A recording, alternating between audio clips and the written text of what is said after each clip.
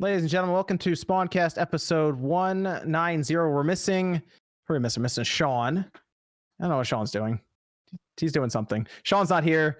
And we're missing Max, Dreamcast guy, and then Click. We should have them all back next week. But we did bring in our guest tonight, Ryan, Mystic Ryan. But Ryan, how's it going? Too bad. It's good to be here. It's good to have you here. It's been an eventful week or so with the PS5 dropping, so I thought it'd be good to bring you on so we can talk a bit about the new PlayStation system from Sony. Appropriate timing. Been playing a lot of it. So has MVG and Nate. Nate got the PS5. What? You boot that thing up yet, Nate? I've only had it since Wednesday. So. But you did get it, and you told me you played Astro, so we got some stuff to talk about with that and your thoughts on that DualSense, man. I did play Astro, and I started Bug Snacks today because those are the only two games I currently have for the PS5. I forgot about Bug Snacks. I still need to play that. Yeah, I started it. Took some pictures of a carrot, and then I fed it to a walrus. Well, if you got PlayStation Plus, you got that whole PlayStation collection too. That's true. There you go. See, Sony bringing the value. Okay, we got Jordan. Jordan, what's up? What's going on? Hey, I like that Pokemon arcade machine you got there. Thanks. I got all three and the two that didn't exist apparently. So I'm pretty happy about it. How long you have to drive that day for that? The whole trip was long. It's probably about close to 16 to 20 hours, somewhere in the middle of there on the road.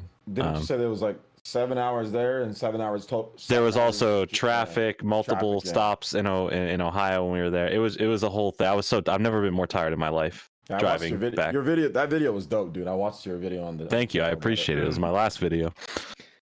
Why? What's going on, Jordan? What's happening? Jordan, you leaving YouTube?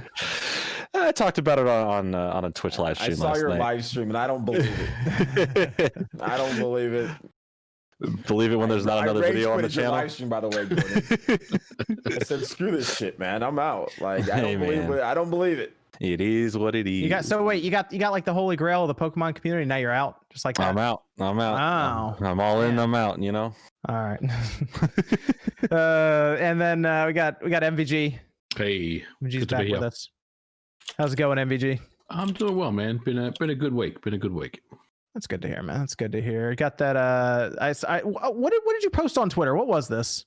Oh, What's the Series S thing going on here? Yeah, so developer mode is on. It's a feature that's on the Xbox One and the new Series S and Series X, and it basically gives you this kind of sandbox where you can basically run and build games on, and it's very, very limited. It's not like a real dev kit as far as the amount of power you get.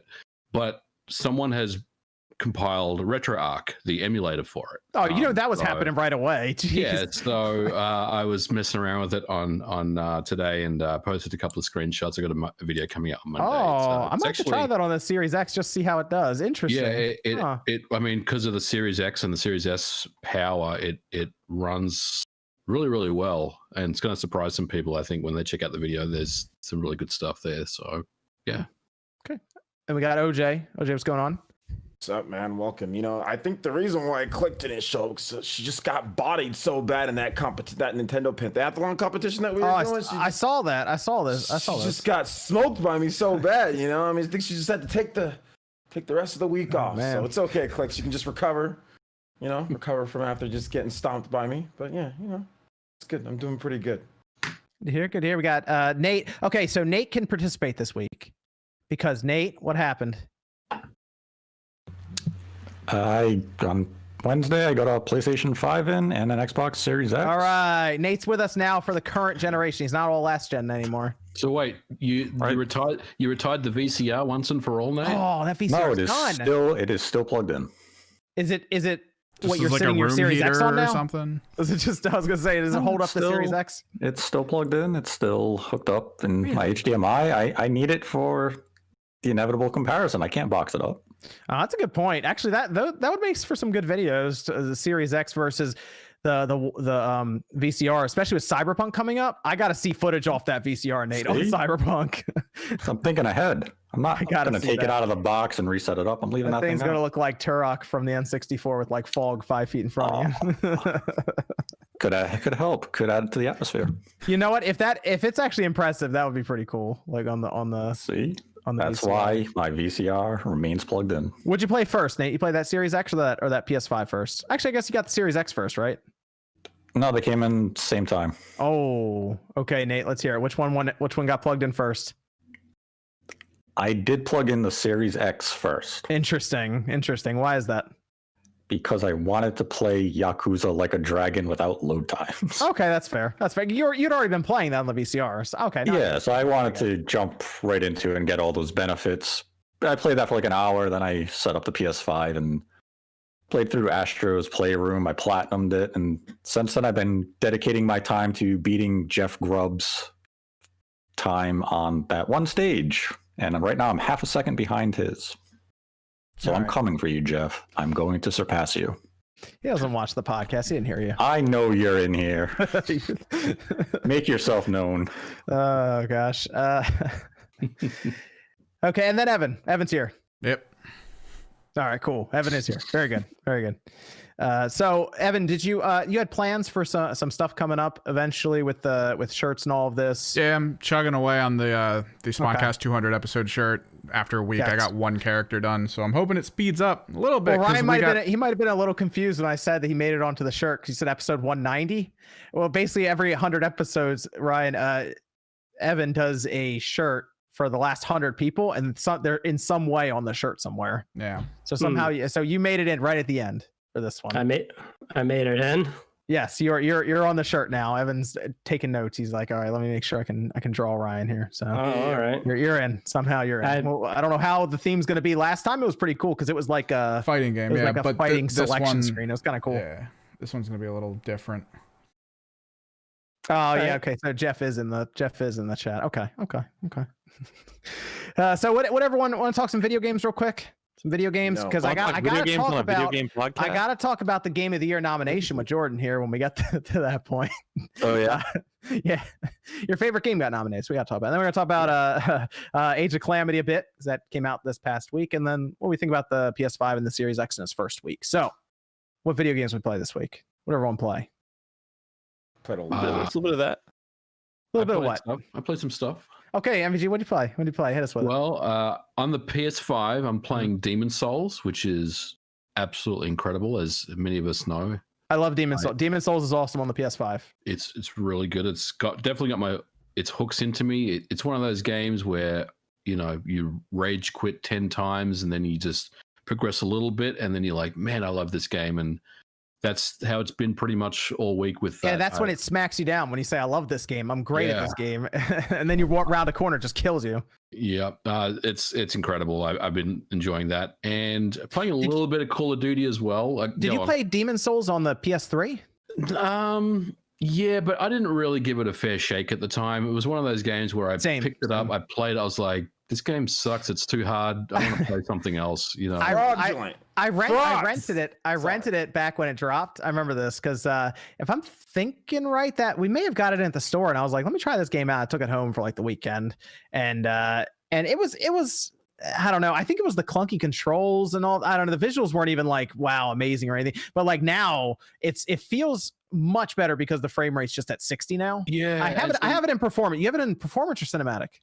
Performance. Okay. I mean, cinematic is cool just to check out every once in a while, but you don't play it in cinematic. And see, that's another interesting point is that I checked out Bloodborne again. And I can't go back and play Bloodborne after you play Demon Souls. Man, it's just so jerky. How'd that game not get a patch? I don't know. So who's in charge of this? Who's in charge? If someone's in that works with Sony's in the chat, give us that patch. Considering it was a collaborative effort between Japan Studio and FromSoft, you would figure that Japan Studio could step in and do something. Nope. If they had time. Nope. Dude, anything really, because it's like I remember it has like that weird like frame time issue if I remember right still, and it's like that should be like a smooth 60 on the play. They might shoot for 120 in that game on the PS5. Let's go for 120 frames on it. You think that what they're trying to do with that game is like a Devil May Cry special edition type of thing? They would make some good money on it if they did. If they were like, you know what, we're gonna do Bloodborne 2, and then we're gonna go back and do a Bloodborne like remaster. Because Devil May Cry doesn't have, it's not like a free update. It's like you got to buy the special edition. You know, that's the upgrade, like where you get like, it's like running at over 100 frames. You just reminded me. We're gonna go over those Capcom leaks for a second too. Now you just brought that up because there's something really funny on there I wanted to go over. I would definitely double dip. Like if they did that and they brought out an enhanced edition, I'd pick it up. How much do you pay for that? How much would I pay for it? They get you for 50 on that? Maybe. Yeah. the title for the whatever they call it, it writes itself. It'd be called Bloodborne again. It'd be perfect. Bloodborne again. That's actually really good, Jordan. A good title. Yeah, take it. Please take it. I would do 40. 50 would be a hard sell. But what if they do the thing that they did with Spider-Man, like the Ultimate Edition? What if they had that like a remaster, but it's like a little more for that too? I was just gonna say, give it the Spider-Man remaster treatment. Yeah, it's a $20 difference if you buy the base Miles Morales. I think that'd be acceptable. If they're gonna charge money for it, I think that's $20 is something that people would absolutely spend again to play that game at 60. Yeah, because it's part of the PlayStation Plus collection right now. Bloodborne is.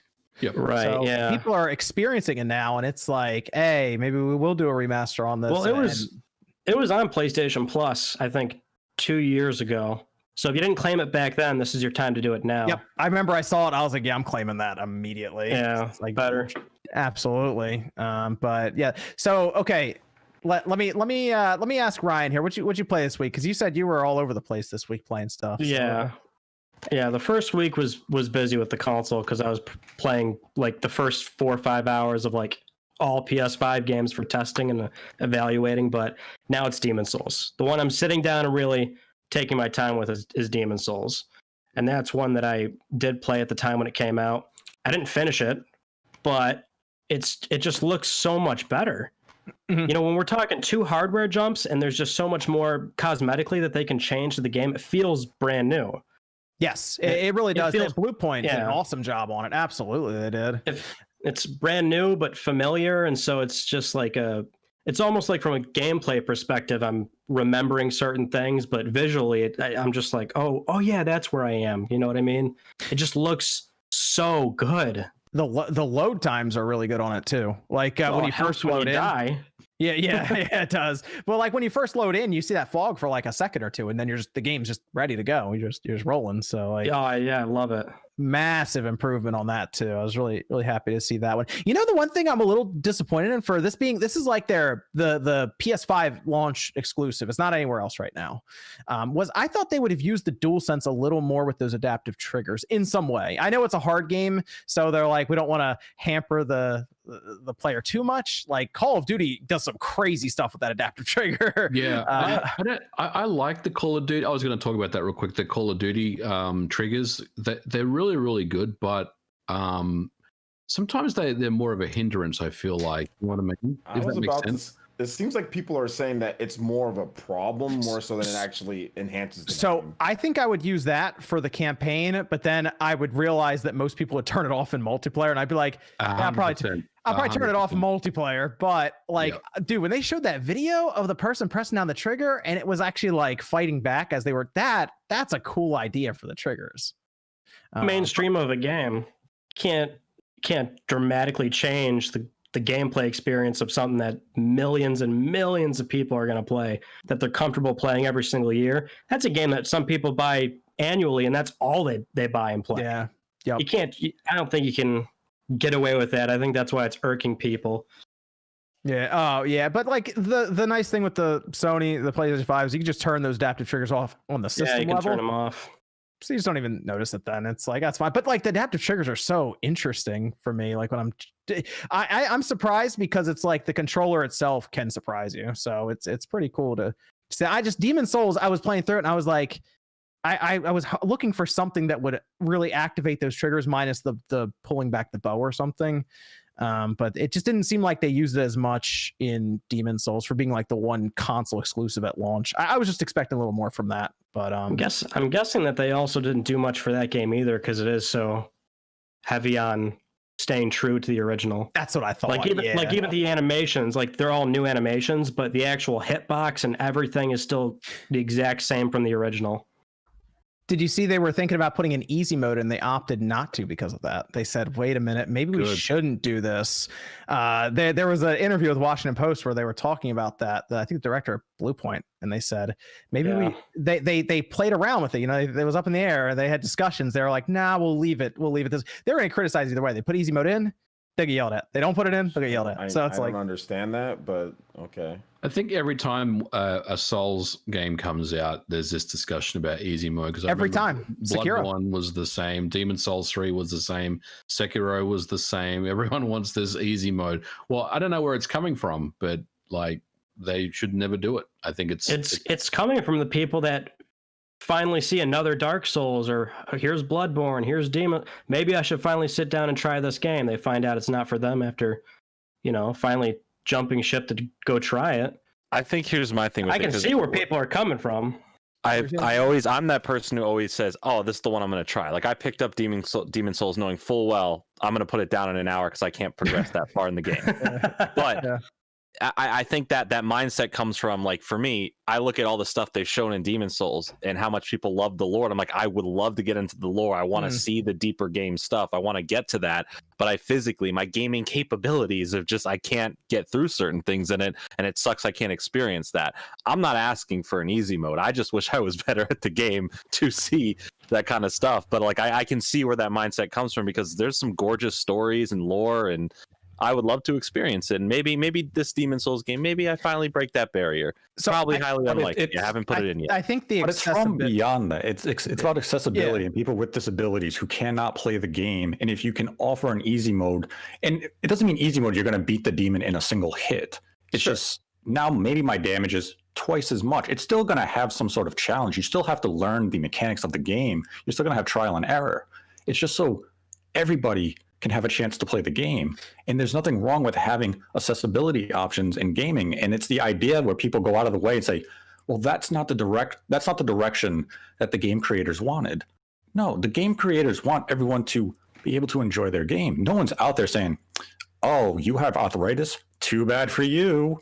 That's not happening. So the conversation for easy mode in a game is that they should have accessibility options. There's no reason to limit who can play your game. I mean, that's just ridiculous. Like, I think the best compromise would be, for the purists, there's one setting, and that's the setting that we all know, the one that's going to kick your ass.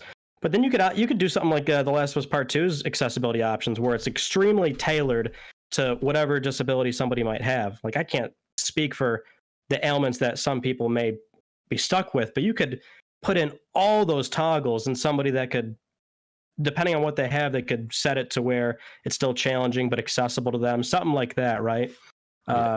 It's a valid point. That's why I don't know what the right answer is, because it's a purist standpoint, but I mean, I do feel bad for anybody that wants to play these games. You could even have like a trophy set up specifically for beating it on like the classic mode or something. And here's another thing. Oh, don't do that. Don't do that. Don't put a trophy in there. If it's the other way around.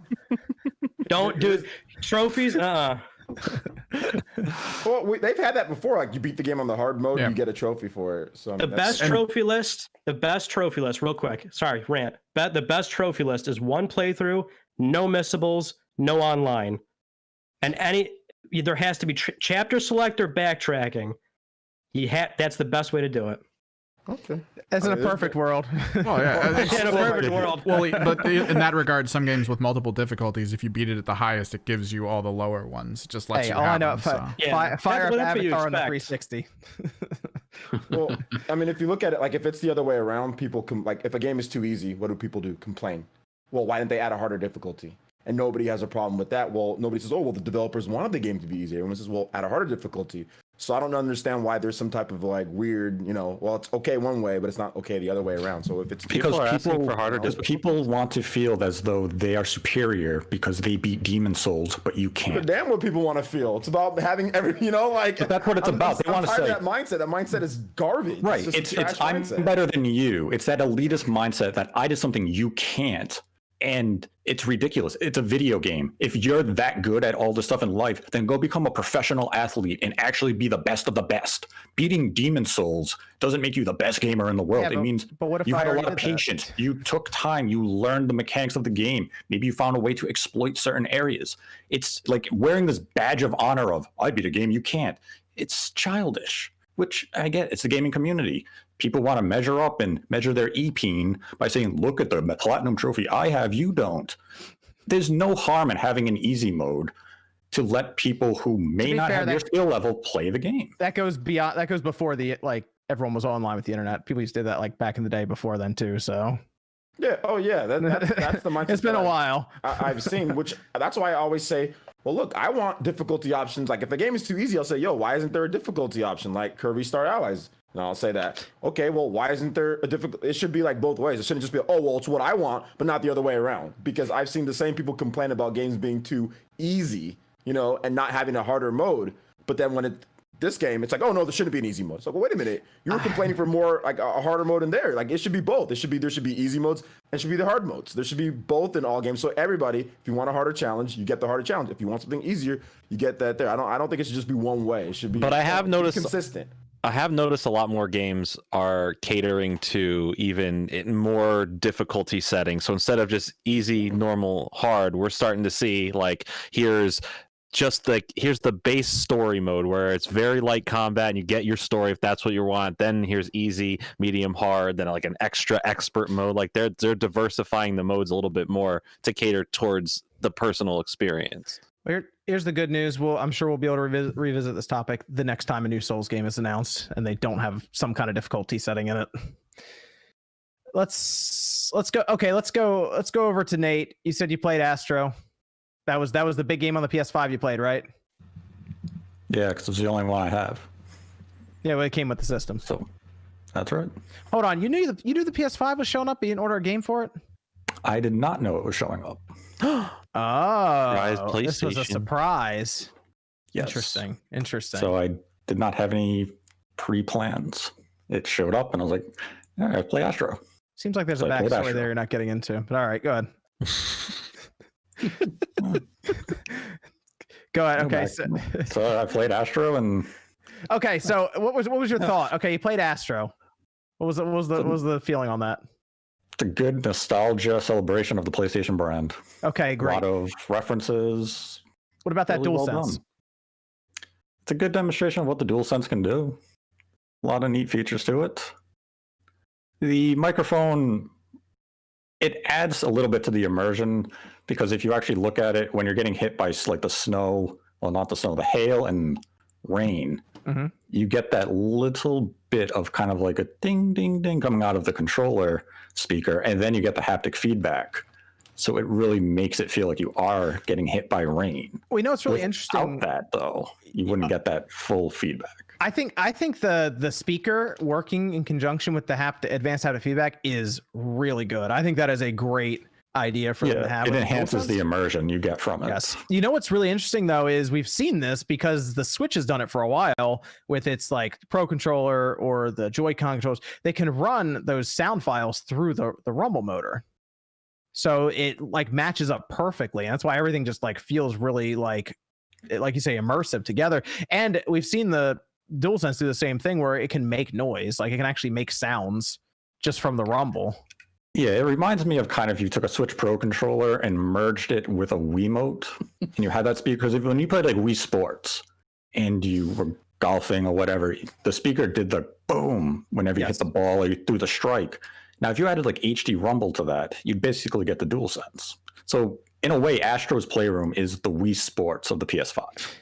I think it's a good enough idea where Nintendo's next system, they look into that for their Pro controller and incorporate the Joy-Cons in that way, whatever their next system ends up being. Because I think that is a good idea to take that like haptic feedback to the next level. But what'd you think of those adaptive triggers, Nate? They are utilized well in Astro. Because it's interesting when you get the artifacts and you go to zoom in and you have a little bit of the resistance. And then once you're out of that screen and you no longer really need the triggers, they're completely loose. Or when you're, you become like a rocket? Yeah, and you have that resistance to build up the pressure to build up, the actual launch. Or did you like the one where you're climbing up the side of like a cliff? The monkey thing? That's cool, isn't it? Where it like locks that was cool down. And because you had certain rocks, but if you put too much pressure, it broke, so you slipped.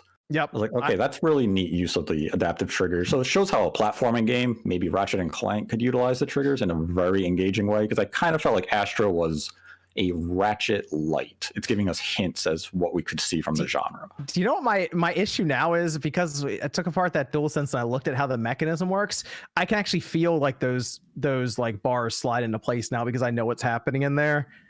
So it kind of breaks it a little bit for me because I can, like, as I'm pulling down, I can feel them like rotate into place. So I'm like, yeah, okay, I know what's happening. It kind of got rid of some of the magic for me for that.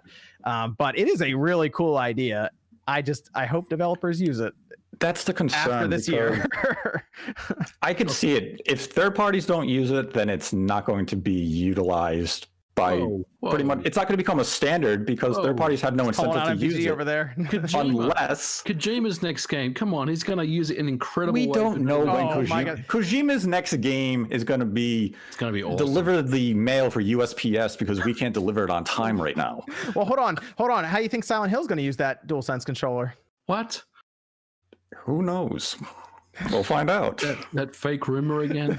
I don't know if we'll see. I could see it using the haptic of kind of doing like a heartbeat type of system and not necessarily the adaptive triggers. Because I don't know if you gotta, unless you're like strangling a dog. If you're being chased and you got to open a door and it's forcing its way back on you. Like, no, the only haptic it's going to simulate is a slot machine pulling the handle. Oh, there it is. Definitely. We got that in Astro already. We did. Wait, Ryan, what do you think about that Silent Hill rumor? Seems like I've been covering it for a while. It seems like there's multiple people that on many occasions don't know each other, think that it's coming. Yeah. So hear Nate over here. Or there's smoke, there's fire. If you follow rumors long enough, you kind of pick up on like what's probably going to happen and what's not. Like we all saw Demon Souls a mile away because it just kept coming up too often. So it seems like something is definitely happening. We just don't know how far along the project actually is, if it's really a thing, which presumably it's still got a long ways to go. Presumably. Nate's doing that thing where he goes, like when you're saying something. It's a little ways off still. Okay. It's not around the corner. It's a little. They said, it's what, around 2018 or 2019 it started. So, they don't have anything to show. We can't expect it next year. But then again, it's definitely not 2021. We're looking at maybe at the earliest a late 2022 release. Yeah, that seems somewhat realistic to me. But I also thought, oh man, we're not going to see another Spider-Man or God of War till like probably around there, 2022. But sure enough, we got a small bite-sized Miles Morales. Now we're getting God of War 22. I still can't believe that we're getting that 2021. You think that's a PS4 game too? No, you think that's PS4 game too? Yeah, I'd assume it's PlayStation 5. Okay. I wasn't sure assume it is. If it'd be cross-gen. I'm 50-50 on it. It might be cross-gen. They're still super conservative. I mean, they're generations games, traditional console model, spend $70. Like, it was surprising to see 3 cross-gen games, but I'm thinking that might be about it. Maybe 1 or 2 other ones. Horizon's obviously probably the most that's a controversial one. Yeah, that one hit kind of hard. I was like, it's too bad. But yeah, I was like, well, they definitely have to. Like, that would definitely be a bottleneck. Like, there's certain games where you can say, all right, that can be on both, no problem. But Horizon, I'm thinking, they probably could have done a lot more.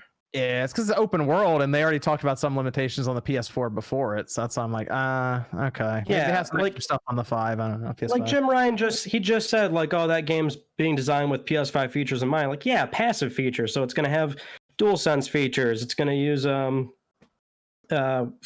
triggers. Adaptive triggers. Yeah, there you go. Load times to be faster. Yeah, I'm like, okay, there's still the memory problem. You're going to have memory issues. The second you try to design anything about going into a building or walking outside or whatever, you're going to think, okay, well, what can PS4 do?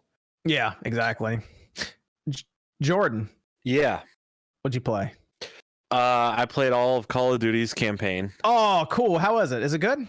It's a pretty interesting campaign. It's very Call of Duty, but they actually tried a few new things in the story that I thought were kind of fascinating. I know no one else cares about the campaign, like in the chat, but like I do.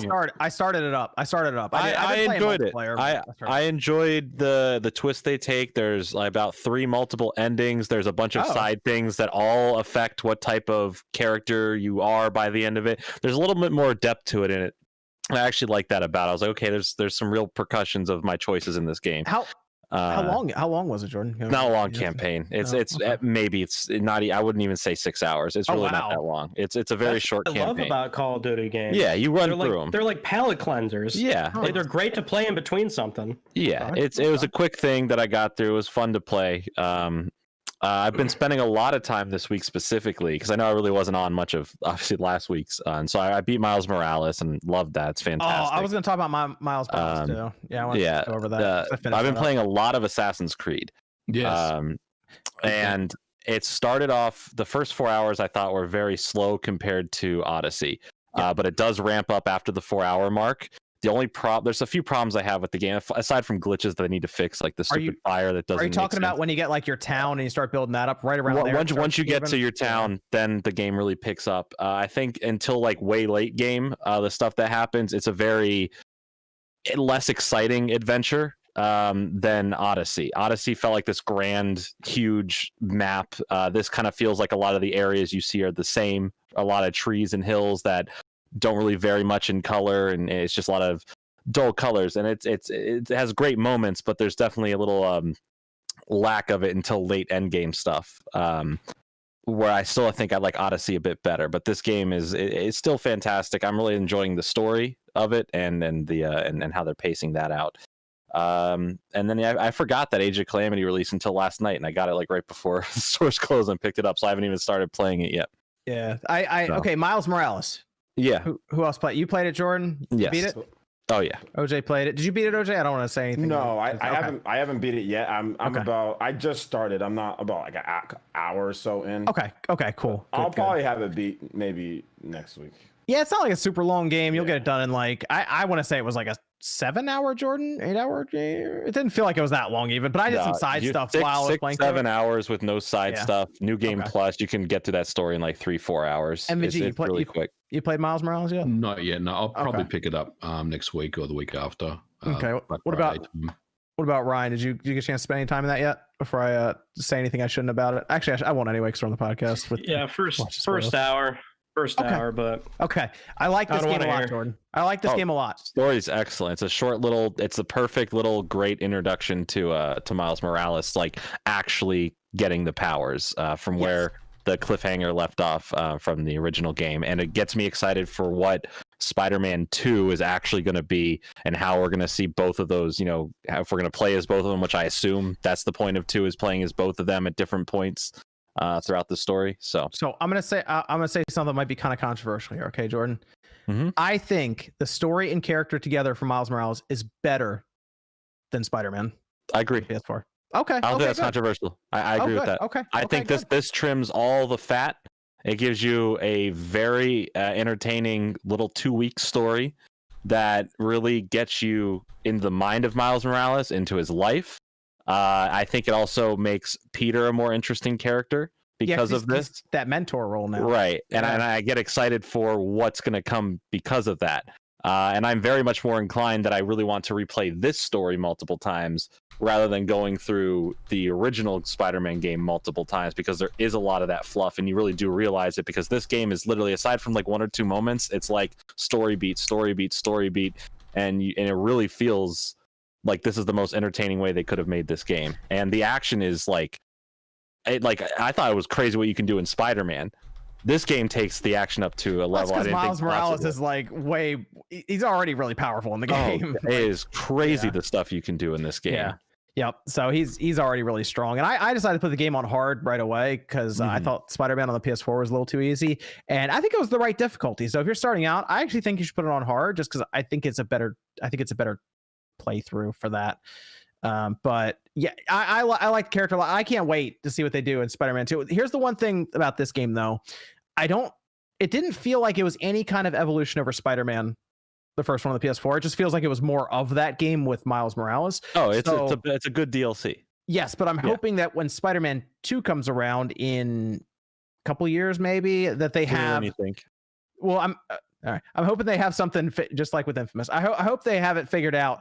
That they have something new figured out for him. I hope it's not just. I hope it doesn't just feel like Spider-Man remastered or whatever on the PS4. Just more of that. I hope they have something new in mind for. They can keep it all the same as long as they fix Peter's face. That's all I care about. I almost wonder if they just. I almost wonder if they go somewhere else. Can they just go somewhere else other than New York? Well, that'd be kind of weird for Spider-Man, but we'll see. I don't know. Fast and the Furious go to Tokyo or something. Hey, I'm all right. I wouldn't say I'm opposed, I'll but take Spider-Man in Tokyo. That'd be cool. I mean, could they do that? What about Spider-Verse the game where there's like 19 they're gonna do some. They're gonna do some time travel world. stuff, aren't they? Dimension. Oh man, I don't know about that one. That'd be tough. It's a good game though. I think people should pick it up. It's worth playing through. Sean wants it in the Game of the Year conversation for some reason, but I don't think it's to that level. I don't think it's game of the year, but I think it's definitely a top 5 game. It was a great, enjoyable experience this year. From what I've played, it's it's really smooth, and like the combat system is very creative. There's a lot of cool ways to take out enemies from what I've played just in the early game, and also from what I've seen like people posting like combo videos and stuff on Twitter. I think the 60 frames per second mode is really what makes it, to me, really come together more to where I like it a bit more than what we got before. The other one felt a bit stiff at times. This one feels, for what they were trying to do with the combat, it feels, because it's kind of like Arkham, you know? Like that's kind of like the style that they're going for. Mm-hmm. So I think it comes together a bit more. I know there's the performance or there's the ray tracing mode, and people say I went performance mode. I'm getting 60. I think it plays a lot better there. I mean, with the performance, with the style of game that it is. And the timing that you have to have with the game. So yeah, I'm impressed with it. I think it looks great. I think it plays really good, and you get the advantage of the performance mode on PS5 over the PS4 version. So OJ, would you want to take us into the Age of Calamity talk? What you've been playing? Yeah, I've been playing a lot. I didn't beat the game like Sean already. I didn't rush through. Sean already beat it. Max already beat it. They both already beat it. So I was but I put about maybe 7 or 8 hours, but I've been doing a ton of the side quests and kind of just like, because I'm playing on hard. I'm playing on the hard mode. So like you actually have to like level up, and you can't just mash the whole time. You have to actually like do like the different counters, like the stasis counters and stuff like that. So I'm really enjoying the game. I think the only complaint that pretty much everybody would have with the game is that the frame rate just gets kind of at times. But it's still super fun to play. Like it's definitely my favorite Warriors game that I've played. I made a video on it already this morning, just the first impressions. And I really enjoyed what they did. It feels a lot more individualized with the combat. It feels like each character, it's not just like, okay, we're going to press Y, X, and then they just do like animations for that character. It actually feels like each character has something that's really unique about them that you need to exploit in order to do certain things in each mission. So I've played about 4 hours of it so far, is what it says here. And I got it when it dropped. I ended up getting digital because I figured I would probably be kind of on and off with it here and there, because it is going to be a game that after you beat it, Sean was mentioning there is some end game stuff to go through, but it sounded like it was something you'd be spending a lot of time in over like a long time. So like you'd end up clocking a lot of hours in over like a year or so, just playing it on and off. So I grabbed it digitally so I don't have to keep changing the cartridge out, and maybe eventually have like a sale on it or something like that with Fire Emblem Warriors or Hyrule Warriors Definitive Edition. But so far it's been pretty good so far for what it is. It's still a Warriors game. So people are going to have to figure out if that's like, if they have the patience from the repetition you end up with in it, because you end up with, it's a Warriors game, you end up with a lot of repetitive stuff at times in it, but I think for what it is right now, it's very fun. And the fact that apparently it's not like this super long game. I think Sean said, how long did he say it was? Like 12 or 13? It was like 13 or 14 hours. It wasn't that long. I think Max said it was like 12 or 13 hours for him. But I think the one drawback I have right now is just the performance overall of the game in terms of like frame rate at times, and the visuals with resolution dropping lower. I think otherwise though, the gameplay is solid. Anyone pick up this? Yeah, Nintendo sent me a copy. Oh, okay. Yeah, it's over there. I got it. It's over there somewhere. I put it back together. I'm still waiting for mine to arrive. As I forgot about Calamity coming out when I went to Target last night, they had like 15 of these on the shelves. Like, oh yeah, I should probably get one of these since everyone else bought one. Yeah, the people who are got supposed to, the people who are supposed to tell about Age of Calamity aren't even on the podcast right now. That's supposed to be Sean and Max. They're the ones who beat the games. They're not even here. Great. All right. I just realized that. Yeah, I played that a little bit, Jordan. It's a clock, it's Mario, and then it's Mario 2. My favorite thing is advertised that's And like ball. Super Mario's, Lost Levels, ball, and time. I'm like, oh, time's a game. Nice. Time, dude. I mean, it does some cool stuff. The It hits packaging is number. awesome. I love the slipcover on Yeah, it. that looks Yeah, good. That's You realize super cool. they did that so that when you take it off, it actually looks like a Game & Watch box underneath. Oh, it, which is yeah. kind of neat. I don't know. It's a $50 No, thing. It's like a cool thing. Yeah, was that? I thought it was a lot more than that. So when I saw it was 50, I was like, oh, that's kind of cool. I'll grab it. They had a bunch of them. I thought this was like selling out everywhere. Apparently, stock was good for it. I was surprised. Yeah, it was fine. apparently it's there. They had plenty of them. Yeah, it's pretty cool, but I don't know. It's very small. I don't know how much I'd actually play it. It seems like something collectors just put on their shelf and Yeah. like, look what I have. Evan, how many Discord questions we got over there? I think Wait 5. till that thing starts running Doom and gets hacked. Okay, so I did already open it. has. I did open it and look at it. It doesn't have a lot there to do anything with, to be honest. It's like 4 megabytes of storage or something. That's all you enough need, literally baby. for just the ROMs that are there. It's something like that. 4 or 8 megabytes. watch It's it. not a Watch lot. it start running Dreamcast games in a couple of weeks from now. Yeah, right. we had Doom on a TI calculator or something, right? So I guess I can Yep. do it. Or on a pregnancy test. There you go. We can do it. That's We right. can do it. Evan, how many Discord questions we have? I think I'll go over the 5. super chats too before we get into the very fun game of the year conversation. Do we want to do it as boy. the segment which or do nobody what- should have a problem with. I'll also add. I'll also add that nobody should have a problem with at all. Boy, that'd be fun. Okay, Evan, which Discord question you want to hit us with first? You want me to just go through them? All right. Oh, okay. We got a guy who's looking to pick up Cyberpunk 2077. He wants to play it on the current, next gen systems, but he's probably not going to get one until 2022. So he's mostly wondering what we think about whether or not the file will transfer from the current gen to the next gen, because I don't think CD Projekt Red said anything, and he's debating getting it on, I guess, the last generation of systems and hoping that it moves forward. Which system did the cross? Well, no, you should. I'm sure they'll do that. Yeah, They'll do that. all the save data from the old consoles went to my new consoles. So They, like, I it think wouldn't they be a actually did problem. confirm that. They did? I think they went out of, CD Projekt they Red went out came of their way to forward? say that. Okay. Yeah, plus remember Witcher 3, even the Nintendo Switch save can be transferred over to the Steam version, and the Steam version can come across. I mean, That's fine. I mean, I remember seeing the list where like the cross save was only like 6 things at one point in time, and then they eventually were thinking They've of moving improved it, but I could see CD Projekt Red actually having a focus on that cross gen stuff, because they're gonna look to sell Cyberpunk for quite a while. I'll tell you that now. Witcher 3 still gets sold fairly well, so I think you're safe going either way. I think the PS5 or the Series X, I think either one should accept the save without too much issue. So We got a guy asking for the cast's opinion on Rumble feature. He's through his use of the Switch, he started to like it, but then over time he's been turning it off in most of his games. okay, so the Rumble itself. Okay, so, Because I mean, we're talking about the haptic and all that as the well. so- advanced, yeah, because the PS5 and the Switch, the same company makes their Rumble motors now. So they basically have the same type of Rumble motors, which is good, because I would like to think that third parties might do something with it, or the technology is advanced. But it really comes down to the creativity from these developers, third parties specifically, to give you a reason to have it on. It's pretty subtle in most Switch games today. So I mean, like even like Hyrule Warriors, it's pretty subtle here and there. It's nothing crazy. So there's no need for me to turn it off or get upset about it. It's just we've been having Rumble forever now, and it's just a little bit better. It's better Rumble now, It's individualized, motorized Rumble in certain parts. So I mean, it's no. To me, it's better, but I mean, I don't think there's any really need to like turn it off, because a lot of developers don't even really use it. Really, to be I honest. do turn it off in Halo, because that Xbox controller still uses the same Rumble motors from like the PS1 DualShock. Yeah, so. well, Xbox, it's horrible in Xbox. Like Xbox, like a whole Right. controller just starts Dude, that- shaking. I can't believe. Like, All right, so what do you think about this, MVG? Let me ask you first. All right, I'm just gonna go to random here on my screen. MVG. Okay, do you think it was a mistake for Microsoft to not do something else with the Xbox controller? yes, Okay. absolutely. What do you think, Absolutely. Ryan? What was the question? Because you cut out on me. Oh, do you think that it was a mistake for Microsoft to not try to do something a bit more with their controller? Like we hear about advanced, at least advanced had to feel all of that.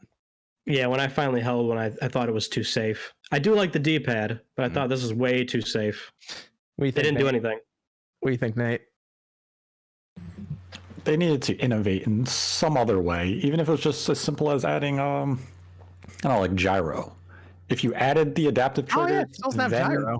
Yeah, it doesn't have gyro. Adaptive triggers would have been nice. I do like what they did with the controller, adding the extra grip on the back and the bumpers and the new D-pad. It's a good feeling controller. It is. It's a good the controller feels great. It's a fantastic controller from like an ergonomic standpoint. It's just you need to add one little extra feature to really differentiate it from the Xbox One controller, and they didn't do it. Baby.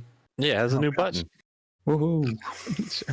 You know what? The problem is the less parity there is between any sort of unique features, it's just more of a pain in the ass for third party. Mm-hmm. How unique the touchpad was on PS4, but let's face it, the whole generation, they were buttons.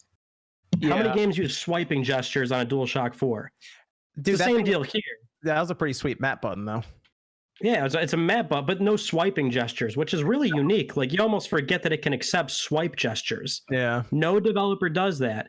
So the haptics and triggers, they feel great, but when you're shipping on two platforms and now they have to spec it to SX, we're in cross-gen, so X1, X1X, PS4, PS4 Pro. How many of them are reasonably going to add in all these extra features? Then Sony wants you to do PS Plus game help features, which is on developers. Like, when you get too specific, nobody's going to take the time to do this stuff. Yeah, I'm a bit concerned that kind of gets ignored a little bit too. They'll be like, there's 7 games on there. Yeah, and most of them are first party.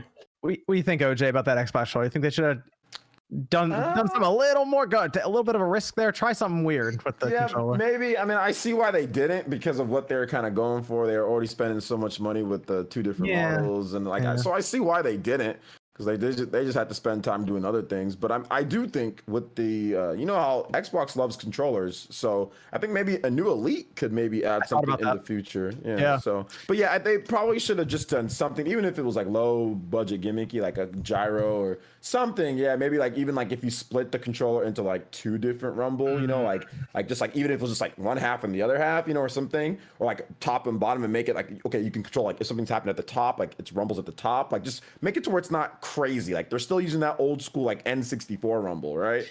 Like, so I'd have been okay if they even just were like, hey, we put like paddles on it by default now, so every Xbox Series X controller just has like back buttons are so good. Yeah, like something like that. Just be like, yeah, now developers know that everyone who buys the Series X just has it. People want back paddles. That's weird, because that started as an accessibility feature for people. So it seems like accessibility for games is something people do actually take advantage of. Those are on the DualSense now, right? Too. I mean, they added that now. Even though they added that piece for the. Okay, yeah, cool. Yeah, they did the DualShock 4 had the back buttons that sold out, and you would have thought that was kind of their like precursor to saying we're putting this feature as a standard thing on the DualSense, and it's weird that both of these companies have tested that type of idea of either the back buttons or paddles, and why they haven't just implemented it into their standard controller with the console itself. It's kind of confusing, because they clearly see demand for these features. Well, I mean, really, we used to use them on like those scuff controllers and stuff. We used to drill into Xbox controllers to get them so we could jump without taking our thumbs off of the sticks. That's why we did it with Halo back in the day. Spawn, hear me out. All right. Skate 4 comes out, right? Okay, how did this happen? All right, go ahead. All right. So instead of, you use the sticks to do the controls, use the touchpad. You know how it shows you the way it's supposed to look on the screen when you're using the controller? You just draw the shape and you do the trick based on drawing the shape accuracy. Yo, how are they going to use those adaptive triggers in Skate 4? See, now how tight you grab the board. You're doing an air grab. Man. Which way you pull it, how hard you, I don't know. But I'm just saying, there could be some cool features with that. We got another Discord question, Evan? Since haptic feedback's now in the PlayStation family through Sony, do we think we'll see more of that coming out with other consoles? This is just like kind of, I guess, what we talked about with the Xbox. Specifically, this guy's talking about whatever the next generation or next iteration of the Nintendo Switch is. Wait, what was it? You said haptic or advanced? Haptic feedback, because now that Sony is using it, should technically make it cheaper to produce, because now more people need it, so they just... Yeah, I mean, the Switch already uses it. My hope is that developers just, because it becomes the default, it's up to Microsoft to do it. Maybe they put in their Elite controller, like OJ said, but like at this point, it's up to developers to now develop for it, because it's the Sony uses it too. So now 2 systems out of the 3 use it. So That would be good. Yeah, I think Nintendo will continue to work with the Immersion. That's the company that does it as well. So, and hey, they got a ton of business then Immersion, so you would assume they'd also advance their technology. What's another one, Evan? Thoughts on coil wine, specifically this guy's system has it. He's really annoyed by it, and he's wondering if it's worth a return. I believe they're accepting returns on. I think they are. Last I saw, it was like a 3-week turnaround time. So I have it on mine. It is a mild annoyance because my Xbox Series S is like, I can't hear it at all. It's whisper quiet, right? But I mean, for me, it's not really a big deal. Like I'm playing Demon's Souls, I'm playing Call of Duty.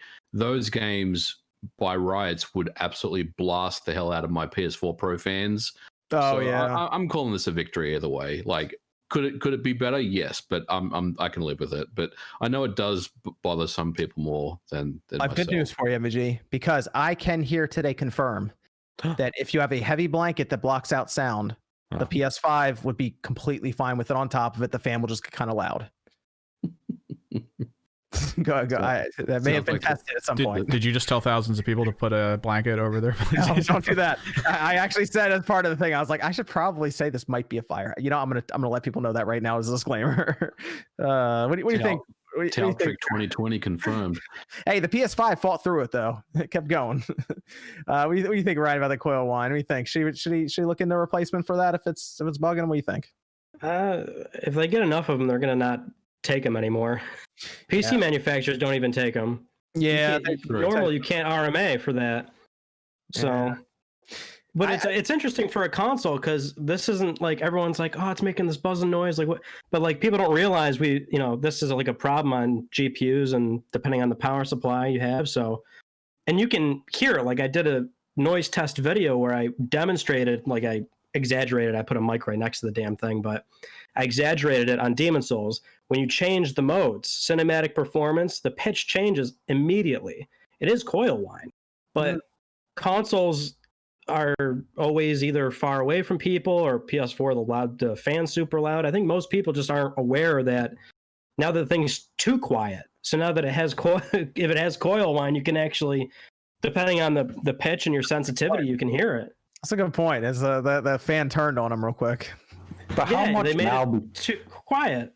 Because now this has become this big public thing. How many people are now sitting there with their ear up against their PS5 like, I need to see if I hear something so I can have this problem. You gotta be close to it. I think you have to be really close to it. If it's on your desk, then you're like maybe your face is 2 feet away from it or closer. I mean, but I have like just having the sound on for my TV. I don't even hear my PS5 or my Xbox. Yeah. Didn't Mark Sony want us to take 3D a audio sample of our ears? Over ears. Yes, he did. He wants a picture of yours. Yeah, he wanted pictures of our ears so he could study our inner ear canal. All right, Maybe Mark, this is the way. we'll roll the dice. All right, let's do this. Yeah. So, what was the next Discord question, Evan? So we go through last one because I guess we're last one because we're I guess going to go into the awards anyway after this. Yeah. Last year, Star Wars Jedi Fallen Order came out late and is mostly, except for Action Award this year, getting snubbed from pretty much anything because of it's just being back there. Do we think Cyberpunk's going to get hit with the same thing? Nope. No. I just don't think it will. Even though I think Fallen Order should have got a couple extra looks. Yeah, I think Cyberpunk will. It'll probably still be talked about next year too. Yeah, they'll throw bags around. They'll be in there. Bags, just chucking bags. Also, the difference is like it's going to get a next gen update too. So whenever that come out, it's going to join the conversation again when a proper next gen version shows up. No, you know what? I bet you they'll be talking about the multiplayer then anyway.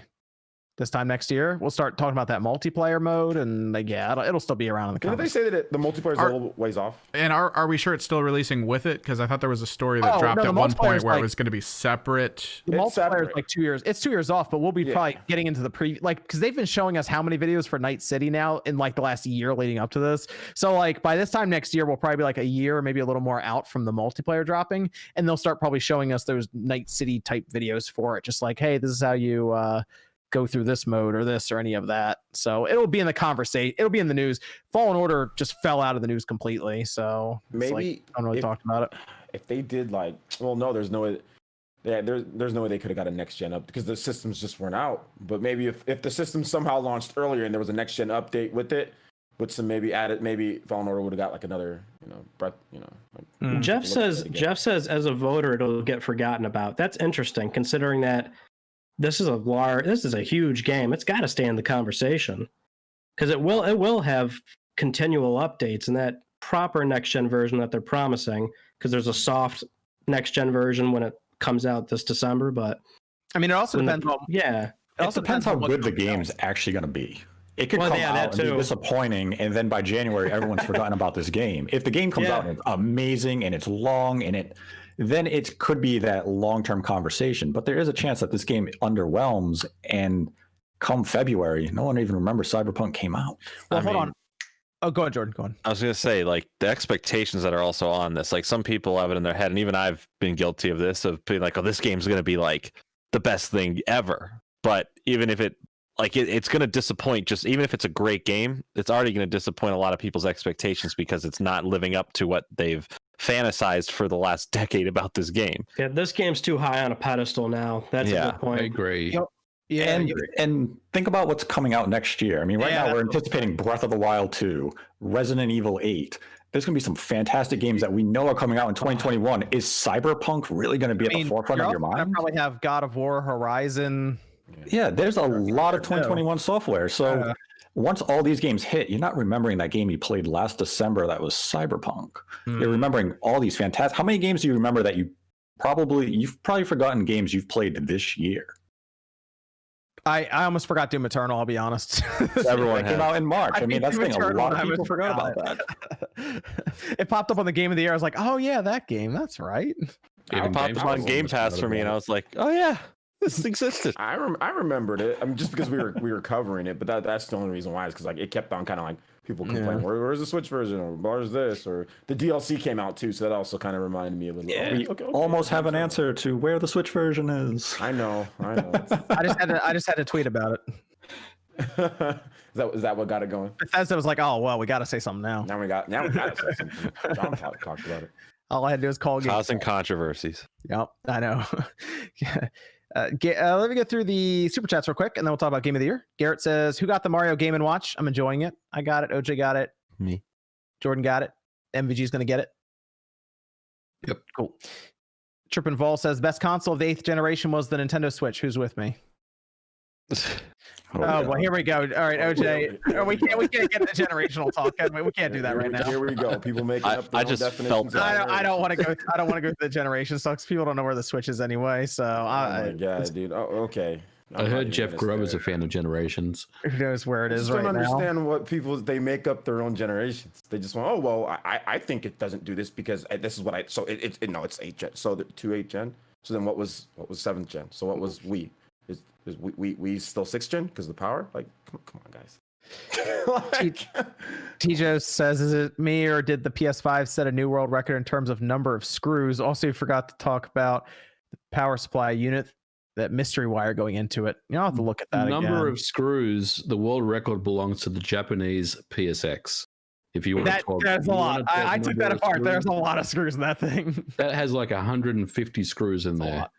But I mean, dude, just holding the board down for like that metal shield on the PS5 is like 43 screws. I think I counted, and most of them I think 40 of them are the same size though, so it's pretty easy to get back together. It's just a lot of unscrewing. But I don't have to take mine apart. And they're all like T8. They're all torque screws. It's really annoying. Yeah. T8. Patrick says, John, how do you pick the SpawnCast? I just asked people and they showed up. Yep. You asked me? I think. Oh, I think I'm forced to be here. It's in my contract. Didn't we have this question last week? We did, yeah. What was the response last week? I don't know. I wasn't here. I wasn't here either. The response was, you just... I think the response last week was that Miss Click realized that Kanga and Roo and Winnie the Pooh means kangaroo. Oh, yeah. I saw that clip. It's immortalized on the clip channel. I heard Max was mocking me in the chat, in the SpawnCast last week. He did a London accent. He sounded like he was from Manchester. Good God. Saish says, in darkest room and blackest night, no pixel shall escape my sight. Let those who worship QLED's light beware my power, the OLED's might. There you go, MPG. You can say that as you unbox your OLED this holiday. LG CX, baby, let's go. There you go. All Hey, right. which one you getting? LG CX, which size? I'm getting the 65-incher. Nice. Enjoy. You're gonna Looking forward to it. freaking love it. Christian says RGT will wait for that TCL OLED version 10 years from now. Dragoon says with the he just won't get the CX. He's like, I need the TCL. It's Dragoon says with the arrival of next gen consoles, when do you think Beyond Good and Evil 2 will come out? I think it's gonna be a launch game for the PS6. Is my thought. PS6. I don't Yes, think very it's much. ever Will never coming come out. out. Anyone send any music? MVG, you send some music in for that game. No. You helping them out, getting that thing Because- kickstarted. Because gotta they'll send it to probably the just zoo. claim it as their own and then copyright strike me when it comes out later. Send it to the zoo with the guy. He's chilling at the zoo, the wildlife. Send it to him. Dude, He'll there take has care to of be it. a documentary released on like the development of that game after it's all done. Oh, Right. She's like, hey guys, I don't work here anymore. man. I actually I'm working with the lion right Can you now, imagine the actually. film crew Lion- going out to like interview him and he's like, what is this? They're want making a that. documentary for that game you left. I want No Clip to do a documentary on that game. That'd be fun to watch. Man. And RDX says, looks like RDX podcast is right about PS5 GPU yields. And Shinru says, evening everyone. I asked OJ this question before. Do you think Nintendo will use SSDs? Wait, did we already go over these? I think we talked about that last week, didn't we? Oh, I think I scrolled all the way down. Are you reading last week's? No, no, those were. Hold on, because it scrolled all the way down when it refreshed. Welcome to last week's podcast, everyone. This time No. featuring No, NV there's only one Gamer for- and Jordan Fringe. This is from Symphonic Balance. Lesson of the week: don't pay for release day shipping for GameStop online pre-orders. My Age of Calamity won't arrive until next week sometime. Yeah. Don't do that. Leo says Xbox has no games and is getting outperformed in specialty multiplats. So much for most powerful console. Wait, now it's most powerful Xbox. Dragoon says, which brand of 1 terabyte SSD external hard drive should I buy to play PS4 games with their enhancements on PS5? SSD external hard drive? No, a preferred one. Usually I just go with like a nice Samsung or something for an SSD if you put it in an enclosure. Samsung T7, good price. There we go. Starscream says there were several glitches on the latest Cyberpunk footage, Xbox Series, things like an NPC with no head or floating cigarettes. It worries me that their best footage selected has those kinds of issues. Well, we know it's coming in hot, so it's going to be a 20-some gigabyte day one patch. Watch. Let's go over to. I'll come back to the super chats here. Let's go over to Game of the Year. As Yay. this website continues. Yay. Is it just me, or is the website that they use for this way more complicated than it needs to be? Have you gone to the website for the Game Awards? It's No. laggy too, and it will tank. Sometimes if you have it up, it might tank like you're streaming because it Dude, uses so much resources. Come on, Keely. It's not doing it right now. It's just no. I mean, like It was everything for is me. like animated and it's all like flashed. And all it's like why? He's Every spared year no when I go to expense. that site, it sucks.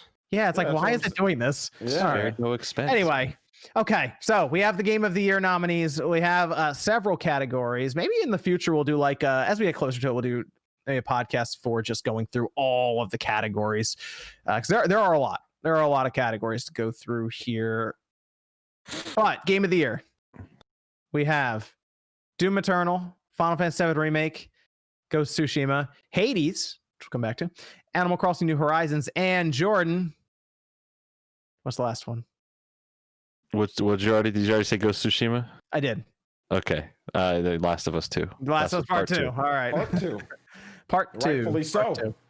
All Yeah, right. I don't disagree. It deserves to be up there in the So, conversation. It's what do just you not guys- my choice. What do you guys think about the Game of the Year nominees here? And then, you know what we will do just for fun? We'll go through and make a case for each one of these, why it should be there. Yeah. Can I get Hades? Oh, okay. What do you think of the lineup here? Are we missing anything? Yes. Okay, Nate, what are we missing? I would replace Doom Eternal with Ori Will of the Wisp.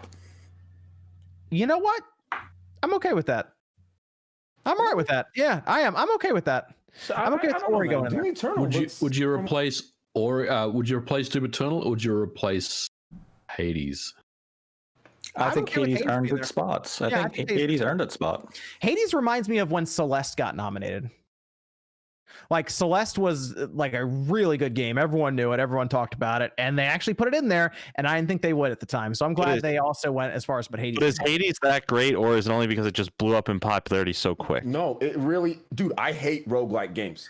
It's the only roguelike game that I actually like that I've gotten through. That's how. That's good just the a game general is. question. I haven't played the game. I don't know. It made me. It's a really good game. It made me play and like a genre that I hate. I hate roguelike. I don't like them at all, and that's the only one that that's the only roguelike game that I finished the run. The only one in my life that I've ever finished run was Hades, because it's honestly that good. How many hours you got in that game, Evan? I'd have to look it up. It's not a lot. It's not as many as you'd think, because I cleared it really quickly the first run through, and then I just kept playing on Switch. I'm playing it on PC, dude. Oh, okay, I don't know. I got on both. It does cross save. I don't know. I do. Yeah, it's did they update it? I think they updated it. 45 hours total for the clear that I did. I think I know what the upset win is at the Game Awards. I think there's a high possibility that they're going to give it to Animal Crossing. All right, so we were going to get to Animal Crossing because this was an interesting. That's exactly what would happen. 100%. That's the big upset. That means no one can yell about it. Like, listen, this came out right at the start of the pandemic, and everyone bought it. And everyone. See, that's the thing.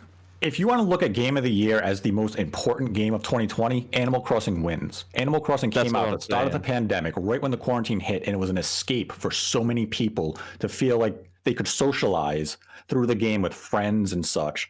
So, like, probably really the most important game of 2020 is Animal Crossing. And some will disagree with that, but no one can really downplay the impact it has had to everything that happened this year. I just want to see what happens to the audience. You want to see what happens? I just want to see what people do online after that. Just the arguments that happen. Think about it, it's the best. It's like the best-selling first-party game of the year. It might be. It might be the best-selling game of the year. I'm not sure. It might be. With how many it's sold since it dropped, it's right under what, 30 mil? I mean, it's gonna roll through the holidays and probably cross 30 million. Let's be real here, because what is Last of Us and Ghost sold? No, I don't think it's sold 30 million. I think Ghost just hit 5. 5. Sorry.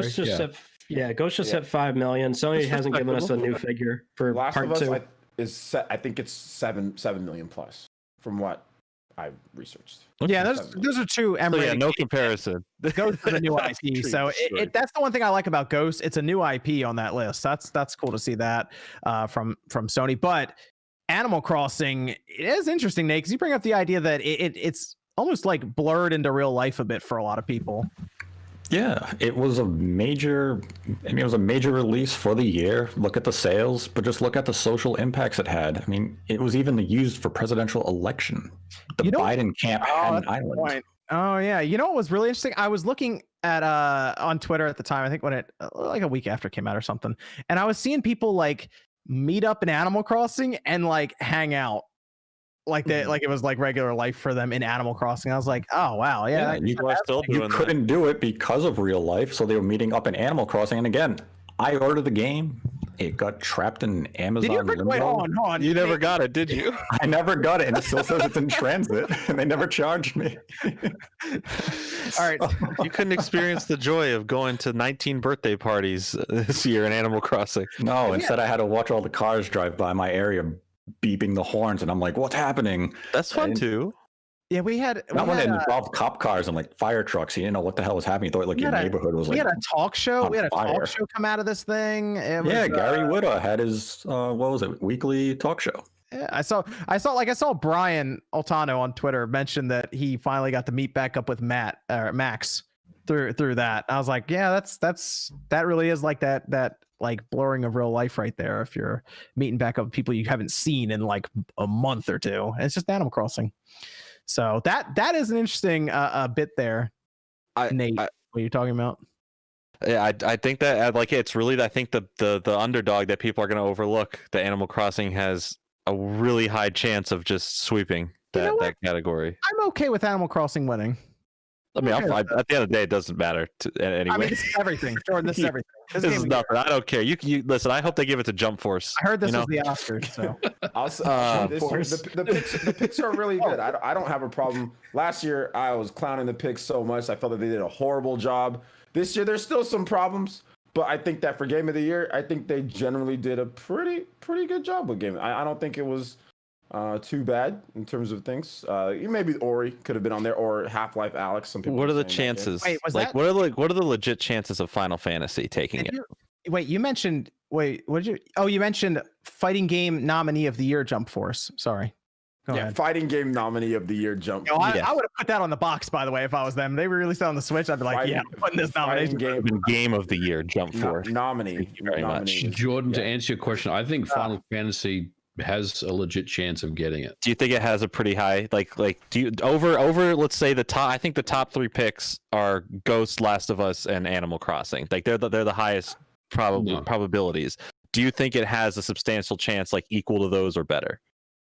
No, I don't think it has. It's on that level, but Worthy of the Game of the Year nomination. Yeah, I mean, there's always been surprises, right? Like, Game Awards is always there's always something that comes out of left field. And look, if Final Fantasy VII Remake won, I think people would be generally pretty okay with it. Yeah, I honestly think anything on here that wins, I think people are going to have a pretty okay time with. Like, there's not going to be too much upside. I do think the biggest discourse, though, is if Last of Us takes it, and we're going to start that whole conversation that we had throughout all the beginning of the year leading up to that game resurface. Other than that, like even Hades, like I think people would be like, yeah, okay, and I think a lot of people would discover it because of that too. Hades is like the underdog story here. Yeah, it's this indie game that's like it found its way into Game of the Year. It's like Celeste, like I said, and I think if it won, people would be like, oh, okay, that's cool. Sure. I mean, it was nominated. I think 7 or 8 nominations. It has the second most nominations behind Last of Us Part 2. Yeah, that's crazy. Yeah, the game really is amazing, though. Like, the story is also surprisingly good. I didn't expect the story to be really good in the game, but it's really good. The voice acting Supergiant does that with pretty much all their games. If you haven't, it seems like it's better than Bastion and better than Transistor.